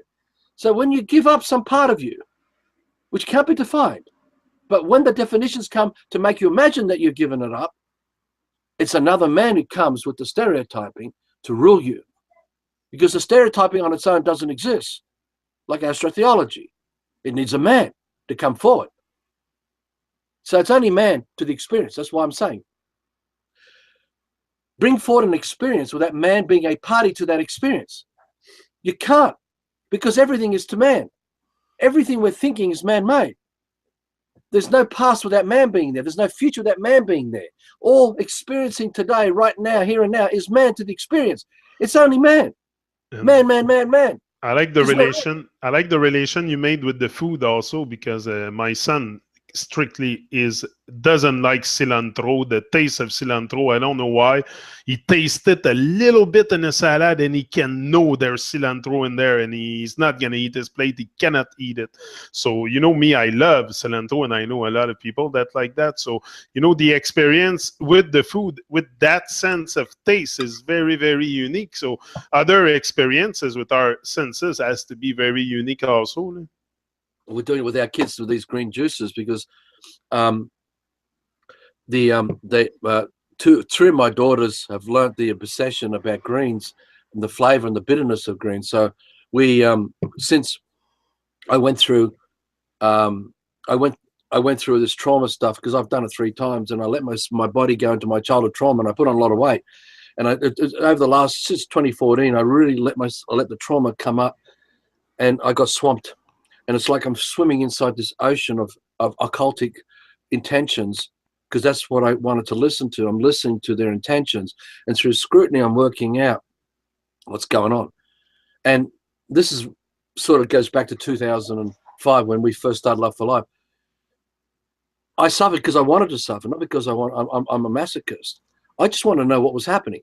So in waking up, I've had to start doing green juices lately, because I want to heal my body, and I don't want to revisit the trauma again. I don't want to go back into it again.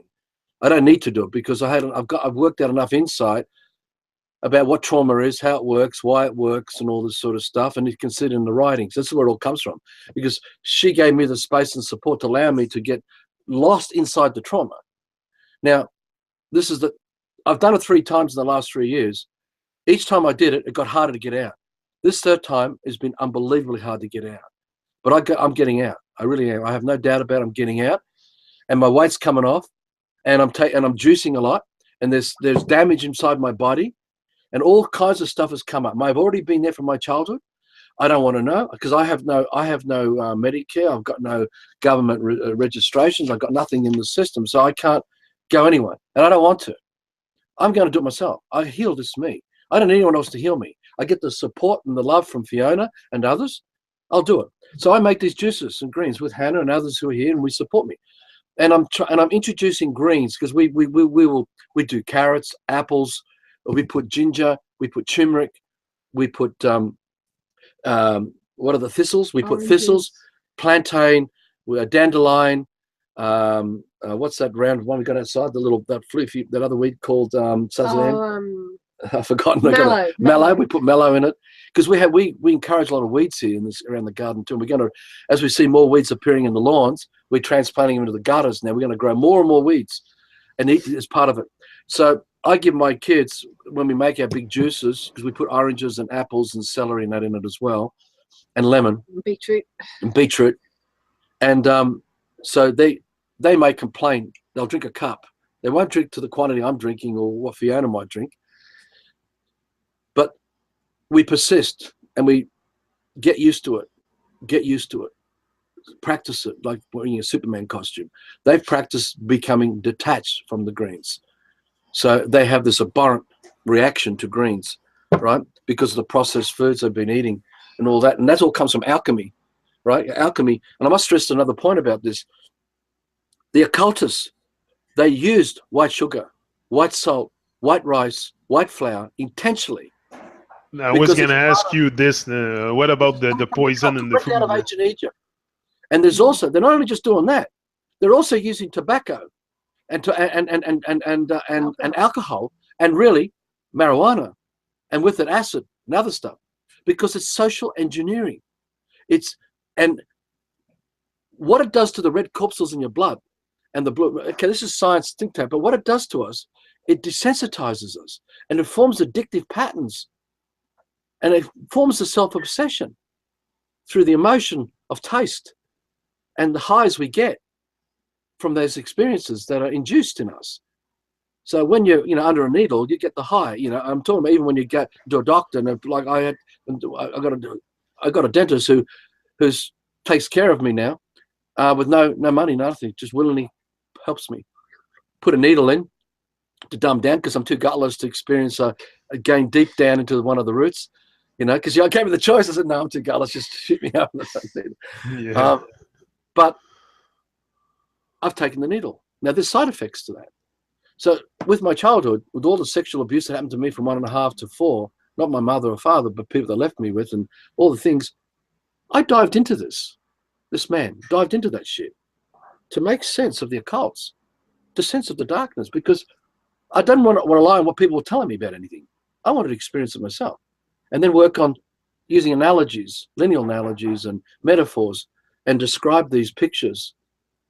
And particularly since 2014, when the whole thing with David Bottrell and the Order Templi Orientis thing started, and people should learn about this. When they started to come into our lives, we're now dealing with the real troublemakers now. There's many of them involved in this stuff. Many of them. Bless their hearts. They're probably all good hearts too, these people. think they're doing the right thing. But now I can see what's happened to people like David Bottrell, what's happened to all of them, if they want to face it. Because like you talking about, they're my brother. All these occultists are my brothers, they're my sisters. It's only men, our own brother and sister have turned against us because they were inculcated that way.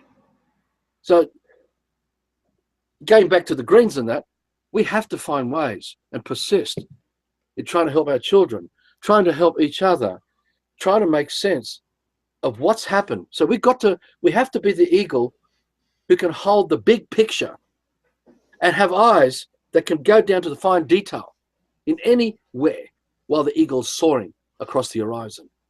Because if we don't have this ability to scrutinize and use and be vigilant and discerning, we will not rout out all that alphabet trauma, all that stuff that's working on our bodies. right? Because that goes back to what I was mentioning last week, and that darkness visible part 5.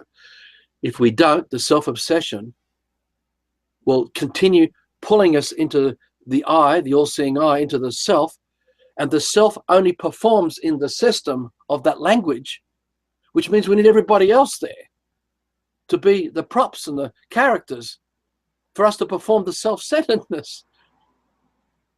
Because it can't happen. Because if you're in a forest and there's nothing there, it's only you. And if you want to live, you've got to live, right? And if you get past all the trauma, you can bond with the animals, the big animals. They won't threaten you because you're not a threat to them. Yeah, but this is what we're designed for also, to live in an environment that is harsh. Not we're not supposed to be in comfort like we are. That's designed also. Exactly. All the comfort of the system is actually killing us. You look at how many people are chronically sick, chronically unfit, chronically overweight. It's because everything is becoming, and the chronic back problems that people have, because we're not supposed to sit in a chair all day. We're not supposed to have everything at ease. So all we have to do is sit and flick the remote control on our easy laid back armchair with our feet up. This is killing us. But I would also like to stress, talking about the food, we use coconut oil, we use apple cider vinegar. We think they're great. We really enjoy them. But they, again, like permaculture, like gardening, they are not our awakening. We can use them to help our bodies be healthier along the way, but we can become totally obsessed about our health and our green drinks. And as you'll see all over the internet, you've got thousands of people, oh, my green juice, my this, my coconut oil, but they're still totally traumatized. Hi, I'm a slave. Totally traumatized and asleep because... And it just becomes another form of self-obsession, this whole health business, the whole fitness. And you see that again, the fitness is huge, but it's all self-obsession. It's doing nothing. So, yeah, it's great to try and nurture our bodies, but we do have the power and the capability, if we want, to wake up our thinking totally, even while we're eating McDonald's or baked beans every night. We have that power. This is just something that helps our bodies if we want it to, but it's not, it's a crutch. It's still another thing that we're using. It is not the awakening. And this is the biggest trap that is totally fueled by our self-obsession, which is totally prodded by those occultists in control, because they prod our emotions, which prod our self-obsession with the heart. And so with the heart, so our self-obsession continues into whatever alleyway we think that is good, that we go to, whether it's going into communities, whether it's getting on a health kick, they're all great intentions, but unfortunately we have twisted it all around again with this self-obsession, which comes from the emotions that they keep prodding us with. So every time we look like we might be opening up a little, or actually forgetting about ourselves for a little bit, bang, an emotional trigger, bang, we fall right back into that, oh, but me, but this, but that, but what am I doing, but I'm not happy, but that's not working for me, and this isn't that and the other. Now this is where we continue to get this roundabout of emotion, slavery, that keeps us coming back to the self-obsession. So we cannot let go. We cannot allow ourselves to be free and just let go of what happens to us and stop worrying about us. And because that is where our freedom is, because then we start worrying about other people around us, and that is our true freedom, and that is the love we have. Look, an example, free energy. Now, we're coming from comfort lies of the system, but we want free energy because we want to make things better. Our hearts are telling us we've got to stop some of this. So now windmills, all these big windmills, it's murders, multi-millions. And the turbines, it murders multi-millions of birds and bats. They just fly into them. It's massive devastation. About 18 million, right? Just so you can have the comfort in the home of some free energy. Then you have all the solar free energy. Now, already in China, there are sections in China where multi-thousands are dying of the cancer, and lakes have been terribly toxified to produce the not only the metals and the kind of materials required to build the solar panels, right? And whatever else that comes with it. So just so you can put them up on your roof to get your free energy, so you can continue this comfort as a slave in the system, because that's the system for you. So now the good heart thinks, oh, good, it's free energy. Now, is that really free? Truly, is it free? It's not. Anyway, that freedom is for self-obsession anyway. It's because I don't have to pay the bill for my electricity. But I still want all the good things of the system. See, so we've got to get past all this, because That's not a remedy. It's just our heart's been manipulated again. We think we're doing the right thing, but we haven't been able to be the eagle to step back and see the bigger picture and the consequences. Because see, today, with all the horrors that's happening in Australia 40 years ago, we never thought it would ever come to this country. We would see kind of homelessness and poverty the way we're seeing it today. It's really was. It's just this country was affluent in many ways. Truly was. It's cost of living and all that. If you're just prepared to get up and work and do a bit, you can have something. You know, as long as you're not absolutely lazy. But today, we're seeing immense poverty, immense homelessness, the injustice and the sufferings. Look, more than, I'm only making this up because I don't know what the real numbers are, but it has to be somewhere close to 90% under the pressure of surviving the economics of today, just to make by. They may have got themselves so practiced that they have their relief through football, television, soccer, drugs, social life, pornography, sex, girlfriends, whatever. There's so many different reliefs to keep perpetuating it. But most people don't want to see the reality of the horror while they're running around in their jobs and their careers, and while they're having their porno and their sex and everything else that goes on. They don't want to see it because it comes too much, right? So it's the same thing with free energy. We don't want to see it. It's the same thing with God and Jesus and the Christians. They don't want to see. They don't want to see that all the priests that led the Bibles into all the how do you pronounce the word conquistadors? Conquistador. The multi-millions of men on the land that were devastated, or what now we call Central America and South America, and then the French and the English, and then you look at the Portuguese and the Dutch and all the others, the Spanish, wherever else they went. How many multi-millions of men on the land were decimated in the name of the Bible? Now Christians don't want to look at this. They'd say, oh, yeah.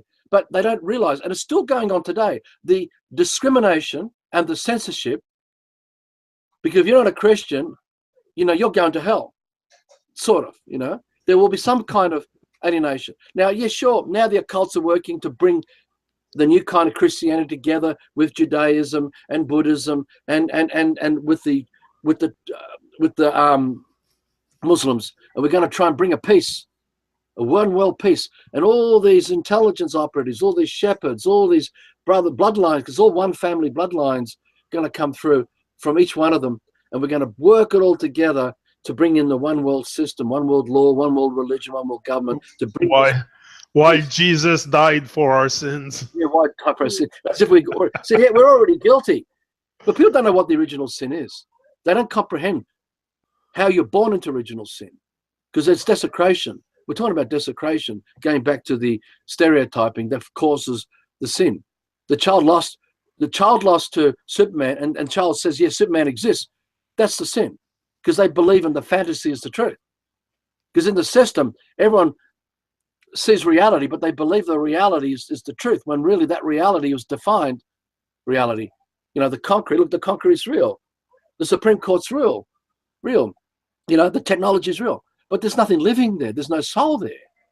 It's the dead performing the concrete. It's the dead performing electricity or government or law or politics or astrotheology or any of the occults. It needs a man to be a slave performing the occults. And that's what concrete and steel and plastic is, and all these things that are not natural in that way, right? If we didn't disturb Earth, everything has a purpose. But we're so disconnected, we can't sense the wholeness of everything and why we should desecrate it, right? Because we've mapped it all out with numbers in our heads. And you come out of this university so brainwashed, you see 1 tree, 2 tree, 3 tree, 4 tree. Oh, I'll take 4 tree out. That's not important. You know? We have broken our will, our integrity. We have broken everything. If we don't reverse that, you're gonna die like that. That's why I went into trauma, because I don't want to give up, and I don't want to live a lie like this. So, what the insights we're sharing shows a way out of this, but not to follow us or follow me or follow anything. Is that when you wake up to see the occults working in your head, and how the slave masters have got you? Because remember, we're talking about a covert control. Originally, when it was overt, there was no need for any of this. It was just brutality. Physical, outright brutality, and you knew who your enemy was. But now we're dealing with covert methods where no one can really put their finger on it. We'll blame the Rothschilds. We'll blame the Rockefellers. We'll blame the fallen angels. We'll blame the Anunnaki. We'll blame the Syrian constellation where these people came and messed with us and manipulated the Nephilim, and we turned into these beasts and cyclop type monstrosities, you know. Look, it's unbelievable how the occults work. And yet you're right in saying, really, we just got to blame ourselves because we have fallen for the, like when he was just talking about the affluence and stuff, you know, we've got all these people today, and I'm sure you're the same in Canada. They've all got the house, they've got the nice car, they have the lifestyle, but it's just all hanging on a little thread because most of it is debt. And it just takes such a tiny little bit, like the bank suddenly says they want the house back, and the whole thing can come crashing down, and it's all our fault because we've bought into that crap dream of the definitions that says we have to have this house, we have to have that, we have to spend hundreds of thousands of dollars, when if we had just a bit of land, we can. There are so many examples now of people building houses for a few $1,000s, and not just horrible things, beautiful, lovely places to live, but just simple, easy. But no, we've fallen for that dream that says, no, we have to have this, we have to have that, we can't be happy without this, that, and the other. So you're right, we can't blame the Rothschilds or whoever. We've got to look at ourselves and say, well, what are we thinking buying into this ridiculous stuff that we cannot be comfortable, we cannot be happy if we do not have all this stuff and all this possession. We're all deeply compromised, but doesn't mean that we shouldn't be doing this, and we're not working on that road, going on that path, right? Because that's what kingdom's all about. That is in this life is to begin to set up a large group of community immunity, not in fear, not in doubt. Simply, we hold this dream, and we carry it out. So we don't get caught up in the pettiness of self-obsession. We don't get in the pettiness of how each of us feel. My money, mine this, mine that, and this is how we break each other down, and we break up this possibility. We've got to come together to set a way of life to show how we can live without the system and spread that out so people can see you don't need the system. And then from that, all the healing, the real healing, right? Look, the goal for us, the goal is to break down this occults, break it down. Because if we can let it go, the hold of government will no longer control us anymore in our heads because it's covert influence gone, right? The control of the law gone. All these people put in jail because of statute laws, because they've broken the laws where they've never injured anyone, never committed a crime, never stolen anything, never had an intention, yet they're in jail. These people, I get it with people who've done murder or people who've done violence. I get that. These people need help.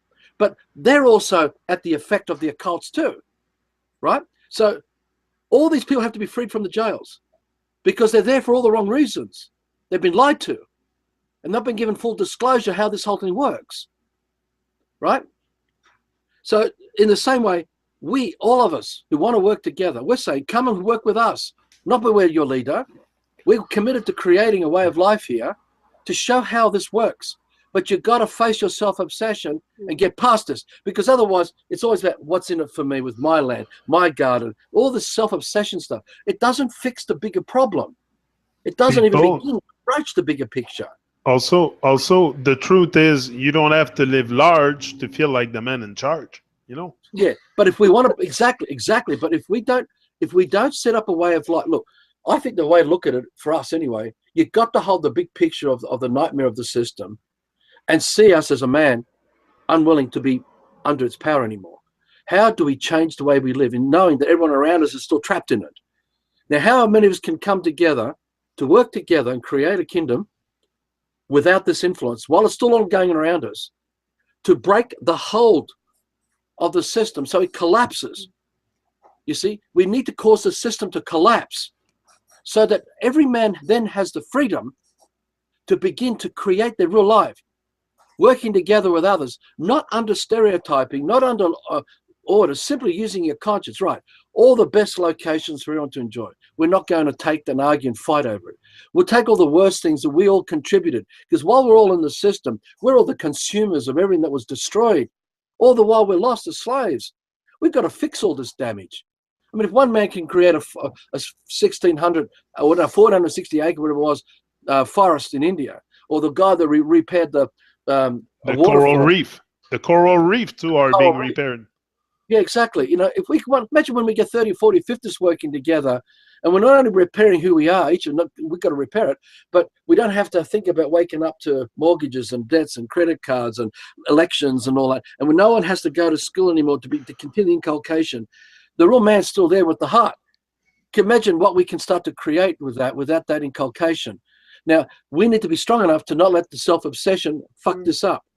Now, we've been through this. We've had people come and stay with us, and they go through this. And we sit with our own eyes when you're watching them going through this, and they see there's something about me. I'm responsible, or she's responsible, or something else is responsible, because they can't hold the bigger picture. And the key is that unless you can hold the big picture and hold it in present sense, if you can't, it will collapse to the self-centeredness and the obsession that you start holding. And so the real picture starts to fade away, and the shit grows. And that shit you'll take with you wherever you go. And that's what destroys everything and wrecks everything. And that's why there's very few communities that have been able to keep together unless they're in a cult of the Old Testament. And is that what you called living your truth? Yeah, but how can that be defined? So you can't really, the truth is there's no word to describe it. I mean, the thing is that's really important to realize is that we're always going to, when we work with each other, when we live with each other closely, we are always going to have times where we do not agree, where we think someone did the wrong thing, or they think we did the wrong thing, and we can have an argument about it or a disagreement about it. And that's fine. That's going to happen. The problem comes when we get fixated on that argument and on that disagreement and who was right and who was wrong. Now, if you're in a marriage with someone, I'm sure you have this experience, we have this experience, there are always going to be occasions where he is 100% adamant that this is the case, and I'm 100% adamant that that is the case. Now, we can either keep rummaging over that for the next 2 years, no, but I was right, or we have to get to a point we go, okay, we just have to let that go and move on, because otherwise we're stuck. We cannot move on. We're stuck in that right-wrong argument, and we go nowhere. So that it's getting to that point where we all have to go to a point that, okay, he's really pissed me off now. I don't like that. I don't like what he said. I don't agree with it. But in the end, the only choice is, if you still hold that bigger dream and picture, the only choice is just move on and let go of what happened. So you don't think about it anymore and go, okay, we disagreed. We just have to, that's it. We don't agree. And, you know, no matter how much we argue, we're not going to agree. And on the subject of self-obsession, as this little chap came in, here's a Fluffy who's staying with us. We're looking after him. Now, I was thinking about him and self-obsession. He actually nearly died about 2 months ago. He punctured his trachea, and his breathing went everywhere, and his breath was going all through his body. Literally, he was puffing up, blowing up like a balloon. And yet, look at him. He doesn't think about that anymore. He's long gone past he's ready that. to eat. You know, all he wants to do is eat now. He's because he's got a bit skinny. He's he in needs the to moment. eat. He's just totally in the moment. All he needs, he's happy so long as he's got somewhere warm and comfortable to sleep. He gets some love.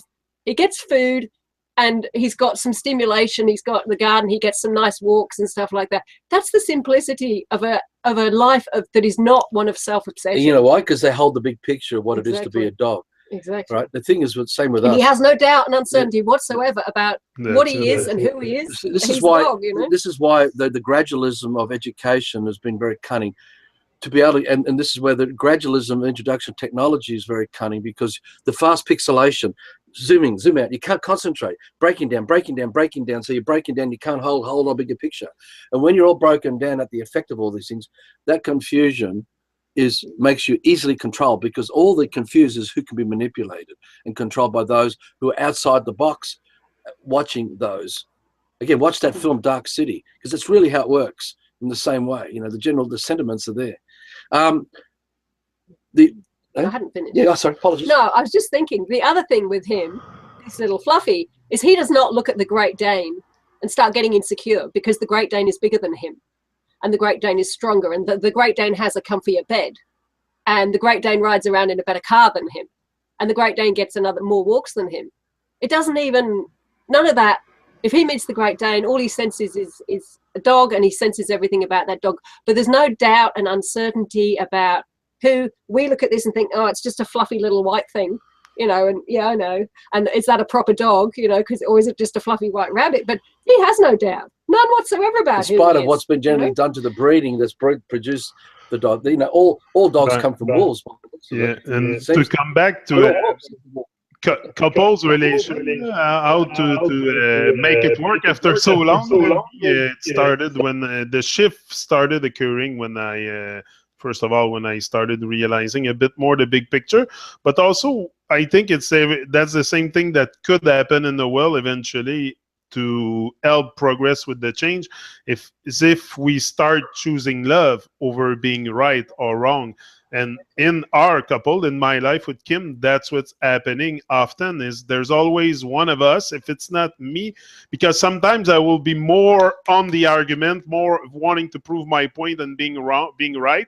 Like I get caught up again still, but she will choose love. She will react and choose love and not argue and tell me in my face, or, you know, so this is the way I think it's a great way to make it work together. If your love is directed, remember, it's your life. Love is your life force, energy, raising up whatever it is.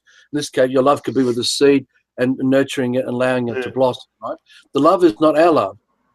It's the life we give that's we don't own, right? Exactly. So unless you hold the big picture, your love can go to something that isn't the big picture and will perpetuate this problem. It's because we love. Look, the occultists are jealous lovers. They love us so much that they want to make us all like them in their image so they can cream us of everything that we are for them to have what they want. Because that's why you have pharaoh and emperor and dictators and presidents and you have judges and you have all these positional figureheads all through the system, police officer, authority figures.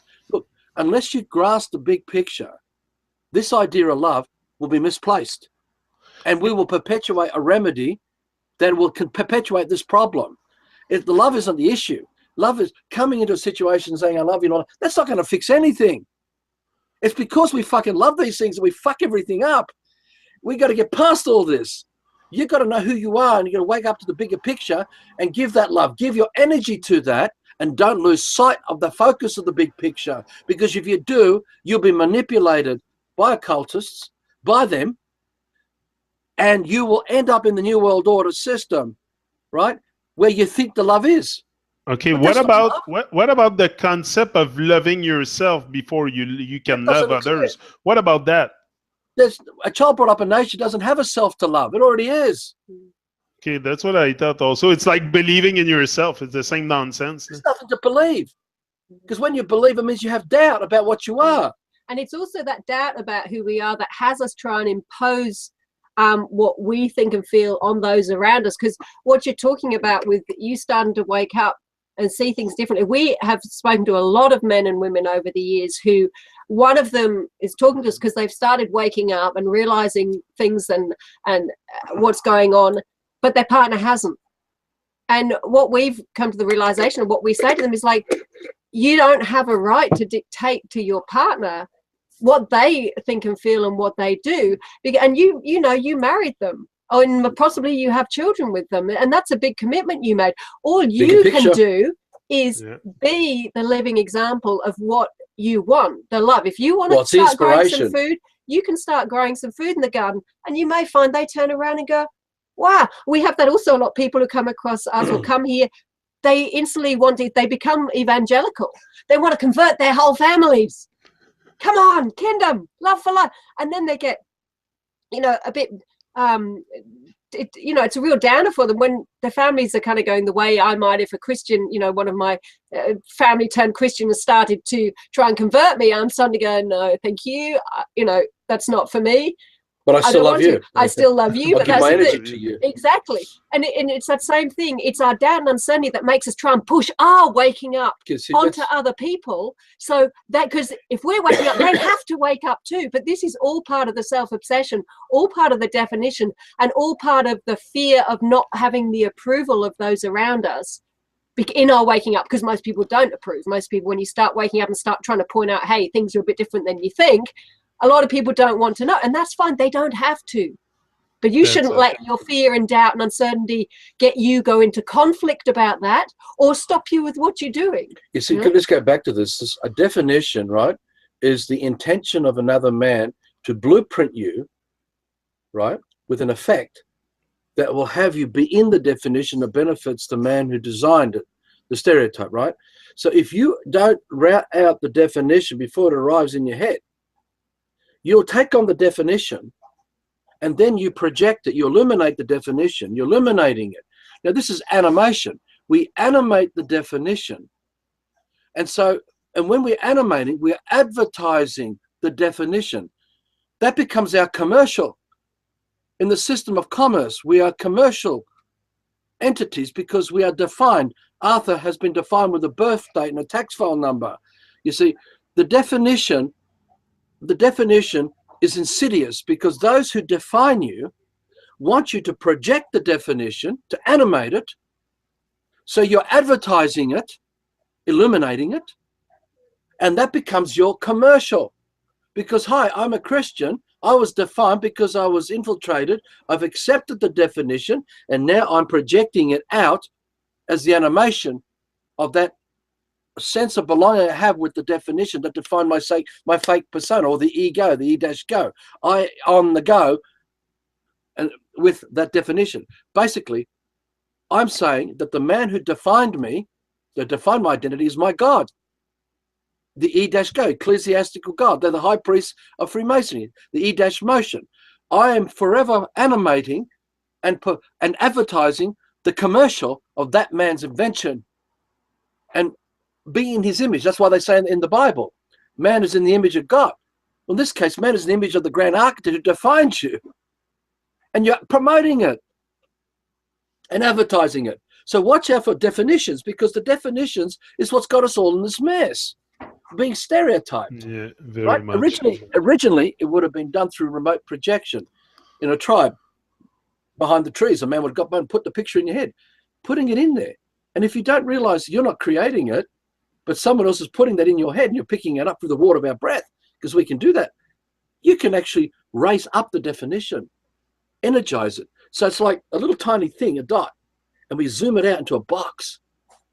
Yeah. Zoom it out like that into a big box, or a spiral vortex if you want. We spiral out. I'll bring my mother into it, my father, my brother, my sister, my friend. I want to suck you all in. I want you all to be defined. Come unto me. And the man who's invented it is manipulating. This is what occultists do. And the definition destroys us because we don't know who we are. And if we're confused, if we have any doubt, we will give life. We will love the definition. And then we try to do it We to will others, love it. those around us. The same love I we have. try to perpetuate it after. Yeah, exactly. We take what they've done to us and try and put it on all those around us. You know, that's what we do. And we basically, that's why I say the system is is a commercial. We animate it and we're advertising it. That's all it is. We're all lost.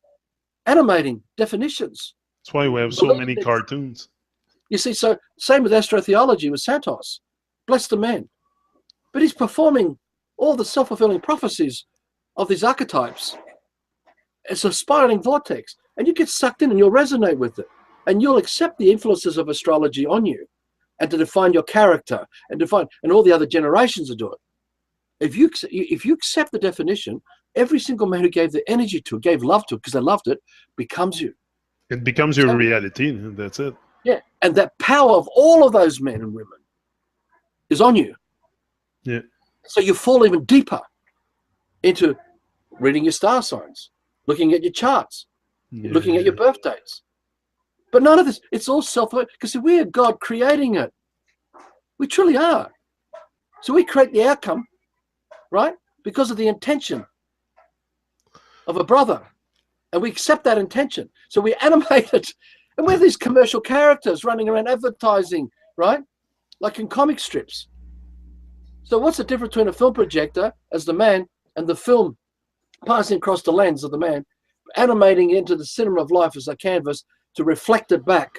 And we call that astrotheology, or we call it Christendom, or we call it quantum physics or mathematics. You can't go and visit mathematics. There's nowhere to go and visit number 1, 2, or 3. We can't go and visit the Fibonacci code. We can see the shapes, but the definitions don't come from the shapes we're observing of nature. It's come from another man who's put it in our heads as we're looking through the microscope at it, or a telescope. So our head is spinning, with the intention of those who wanted us to amplify the definitions. That's why you go to university, to amplify and become an engineer, to be a scientist, to be a brainwashed zombie, white collar, blue collar, whatever.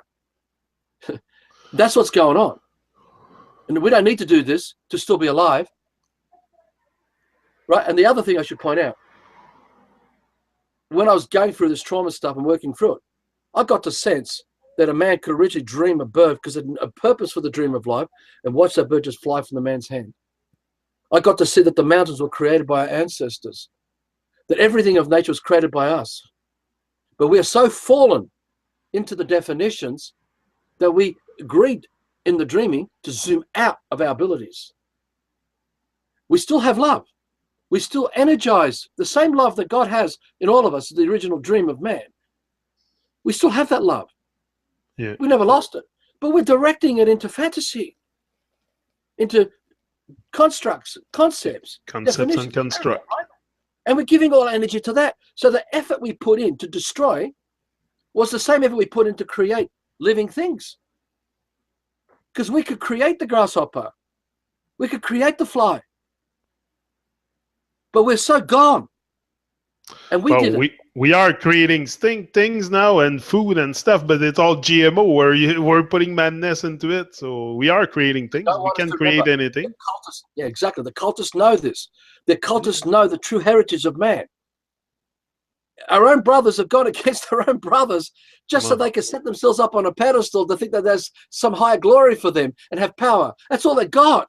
How many fruit and veggies are created by men? They were not here originally. We have created them. If we did it through our senses, through our inspiration of our living soul, and we're creating, we're about 6 degrees here, so we've got blankets on our. Yeah, it's cold in your area. Eh? I've just got a t-shirt top, and I'll be outside all day, and I get used to it during the day if I'm busy. But sitting down here.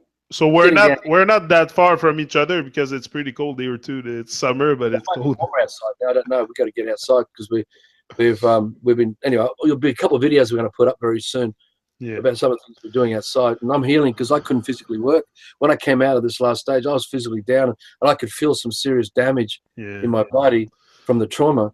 And so I said, right, I'm just letting go, and that's why I've been doing this stuff. But I'm getting my physical energy back now. That's it. And so. It's like a rehabilitating. It's good. It's good. I'm very happy that we're doing it too. I'm always delighted to hear you. That's why I don't talk much when you're here, because I like to hear you also. Thanks. I do this show. I don't do this show for boosting my self-obsession or my ego. It's to learn. It's always been to learn and to connect with people. And that's why I always connected with many different people on YouTube. You, Santos, bring it on. Like, I want to have a wide, big picture, So that's why I always enjoy hearing you talk. It's always very... Thanks. Very pleasant. Like the passion of us is very rich, and we have so much to share, and that's why we enjoy doing it. Give us the freedom to do it, and allow us to just go blah and just let it all just come out, No, but that's what we need. We need intensity. We need that fire inside us to keep ignited and keep it burning and keep it there. We need action. We need action over words. Like I say all the time in my video, I can talk all day, blah, blah, blah. But if we don't take action, if we don't discipline ourselves with the intent, discipline to take action, nothing will ever change here. We can talk day and night about ABC 1, 2, 3. We need action, and we need, first of all, to amplify the love, and whatever, it's just a word after all, but a word that means a lot. Words still have power, and if we use the power of words in the right direction, we can create shift inside ourselves and inside each other also. It's about elevating and inspiring and staying inspired. So it's very... What did we call the series? The Illusion of Self-Obsession. Is that what it was called? What do we call it? Breaking the illusion of self-obsession. Well, Patrick, one of the Facebook friends, said, why don't we call this one Breaking the Illusion of Self-Obsession Junkies? Oh, yeah, that's true. And junkies. I'll replace the title. I'll put junkies. Call them that too. I saw Patrick. He's here. Exactly. He's in the chat right now. Big up, Patrick. Patrick. You want to do next Sunday again for us, our time, to try and wind it up? Or What did you say? Want to do another show next Sunday? Yeah. We were on again next Sunday. The people know also live and direct that we're going to be here at the. We're not too much in time. We're timeless people, but by respect for everybody, we like to put time. I was just going to say, we still want to animate some of the commercials Yeah. of the advertising we're promoting here. So there's a bit more we'd like to cover, but. Oh, I had 3 pages of stuff to go with you, and I think we went to maybe a page and a half, so I still have more stuff for self-obsessed junkie. We're going to put them to... One more thing, Johnny. With Santos, if you watch this, listen, man, I want to work with you in the garden, man, growing food together, growing abundance and freeing each other. If your heart's in the right place, that's what we should be doing. I'm not trying to define you, to force you to do this. And this includes anyone who's trapped in the occult. In the end, let's work together to create abundance, to set us all free from being enslaved. And we stop enslaving each other to this stuff. Okay, so there may be disputes about this bigger stuff, but in the end, to me, all our energy should be going into creating the abundance that sets us free from the system. And that maybe give us all the time to begin to work for all the rest of this stuff. If we haven't got the waking life and the ability to process all this now, right? So that's what we're about. We just want to inspire enough people to say, let's do something so we're not enslaved to anyone. Because the thing is, no man should be answering to any man about anything. Exactly. Because we are already the doctor. We all have the same biological equipment to make sense of reality. You know? So let's stop looking at other people to instruct us. And I have the ability to make sense of reality. You too. I don't need you, but I like to discuss with you about stuff. But it's not because I'm obsessed about Arthur Christian and I need him to make sense of reality. It has nothing to do with that. It's just that I like to hear your point of view. I like to hear your side of you. I like to hear your truth. And you are a man that's living the truth. So that's what I like. But I like real people. I don't like fake people. So that's why you don't see much fake people. But Santos, it would be interesting to have him sit with us. That's what I'm going to try to do, to have him come in and to hang out so we talk together about it. I would like it. Most welcome. The thing is, look, for us, we want to break down the system, the grip of the system, so we're not enslaved to the system, right? That's our only intention why we do this. Because if we can break the system down and get rid of it out of our lives, we wake up and go to bed with not anything around us that we're answerable to anymore. Then it's up to us to carry that responsibility and spread that out. That's why I said fighting that shit stem is my pride. Yeah, exactly. That's the reason why we keep talking. Otherwise, we'd be outside all day, every day, and not wanting to do videos and talking But the thing is, it's the pressure, the peer pressure.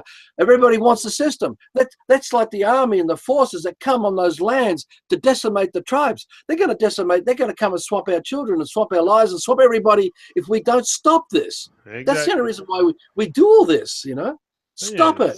We're all going to stop it. I don't do that for money. YouTube, I don't even monetize nothing. It's not even about money. There's no money involved in my thoughts here. It's about us. It's about us saving ourselves first. Save yourself. You don't need anybody to save you. Save yourself, and then maybe the world. Johnny, it's going to take a lot of us working together to get past the self-obsession, to create this way of life again, how it was. So people can actually sense it with their own eyes and see that it's not a utopia dream, that that doubt and uncertainty has been knocked on the head. It's okay. Right? I'm on a mission here. I'm on a mission. Don't worry about me. I'm going to be here forever. I'm on a mission. I have been ordained to be great. So I'm being great. That's great. Okay, man. Boom. All power to the man. Yeah. Thanks a lot for coming on, and we'll be on again next week. People, thanks a lot in the chat. There was a big chat going on there. Lots of love. I seen lots of love and hearts and all kinds of good vibrations. So that's what I noticed. Breaking the system down. They're not talking about it. They're outside breaking the system down, creating gardens, growing food, sharing it, working together, building homes together, and not relying on the system with its laws and its governments, and we've got to break it down, guys.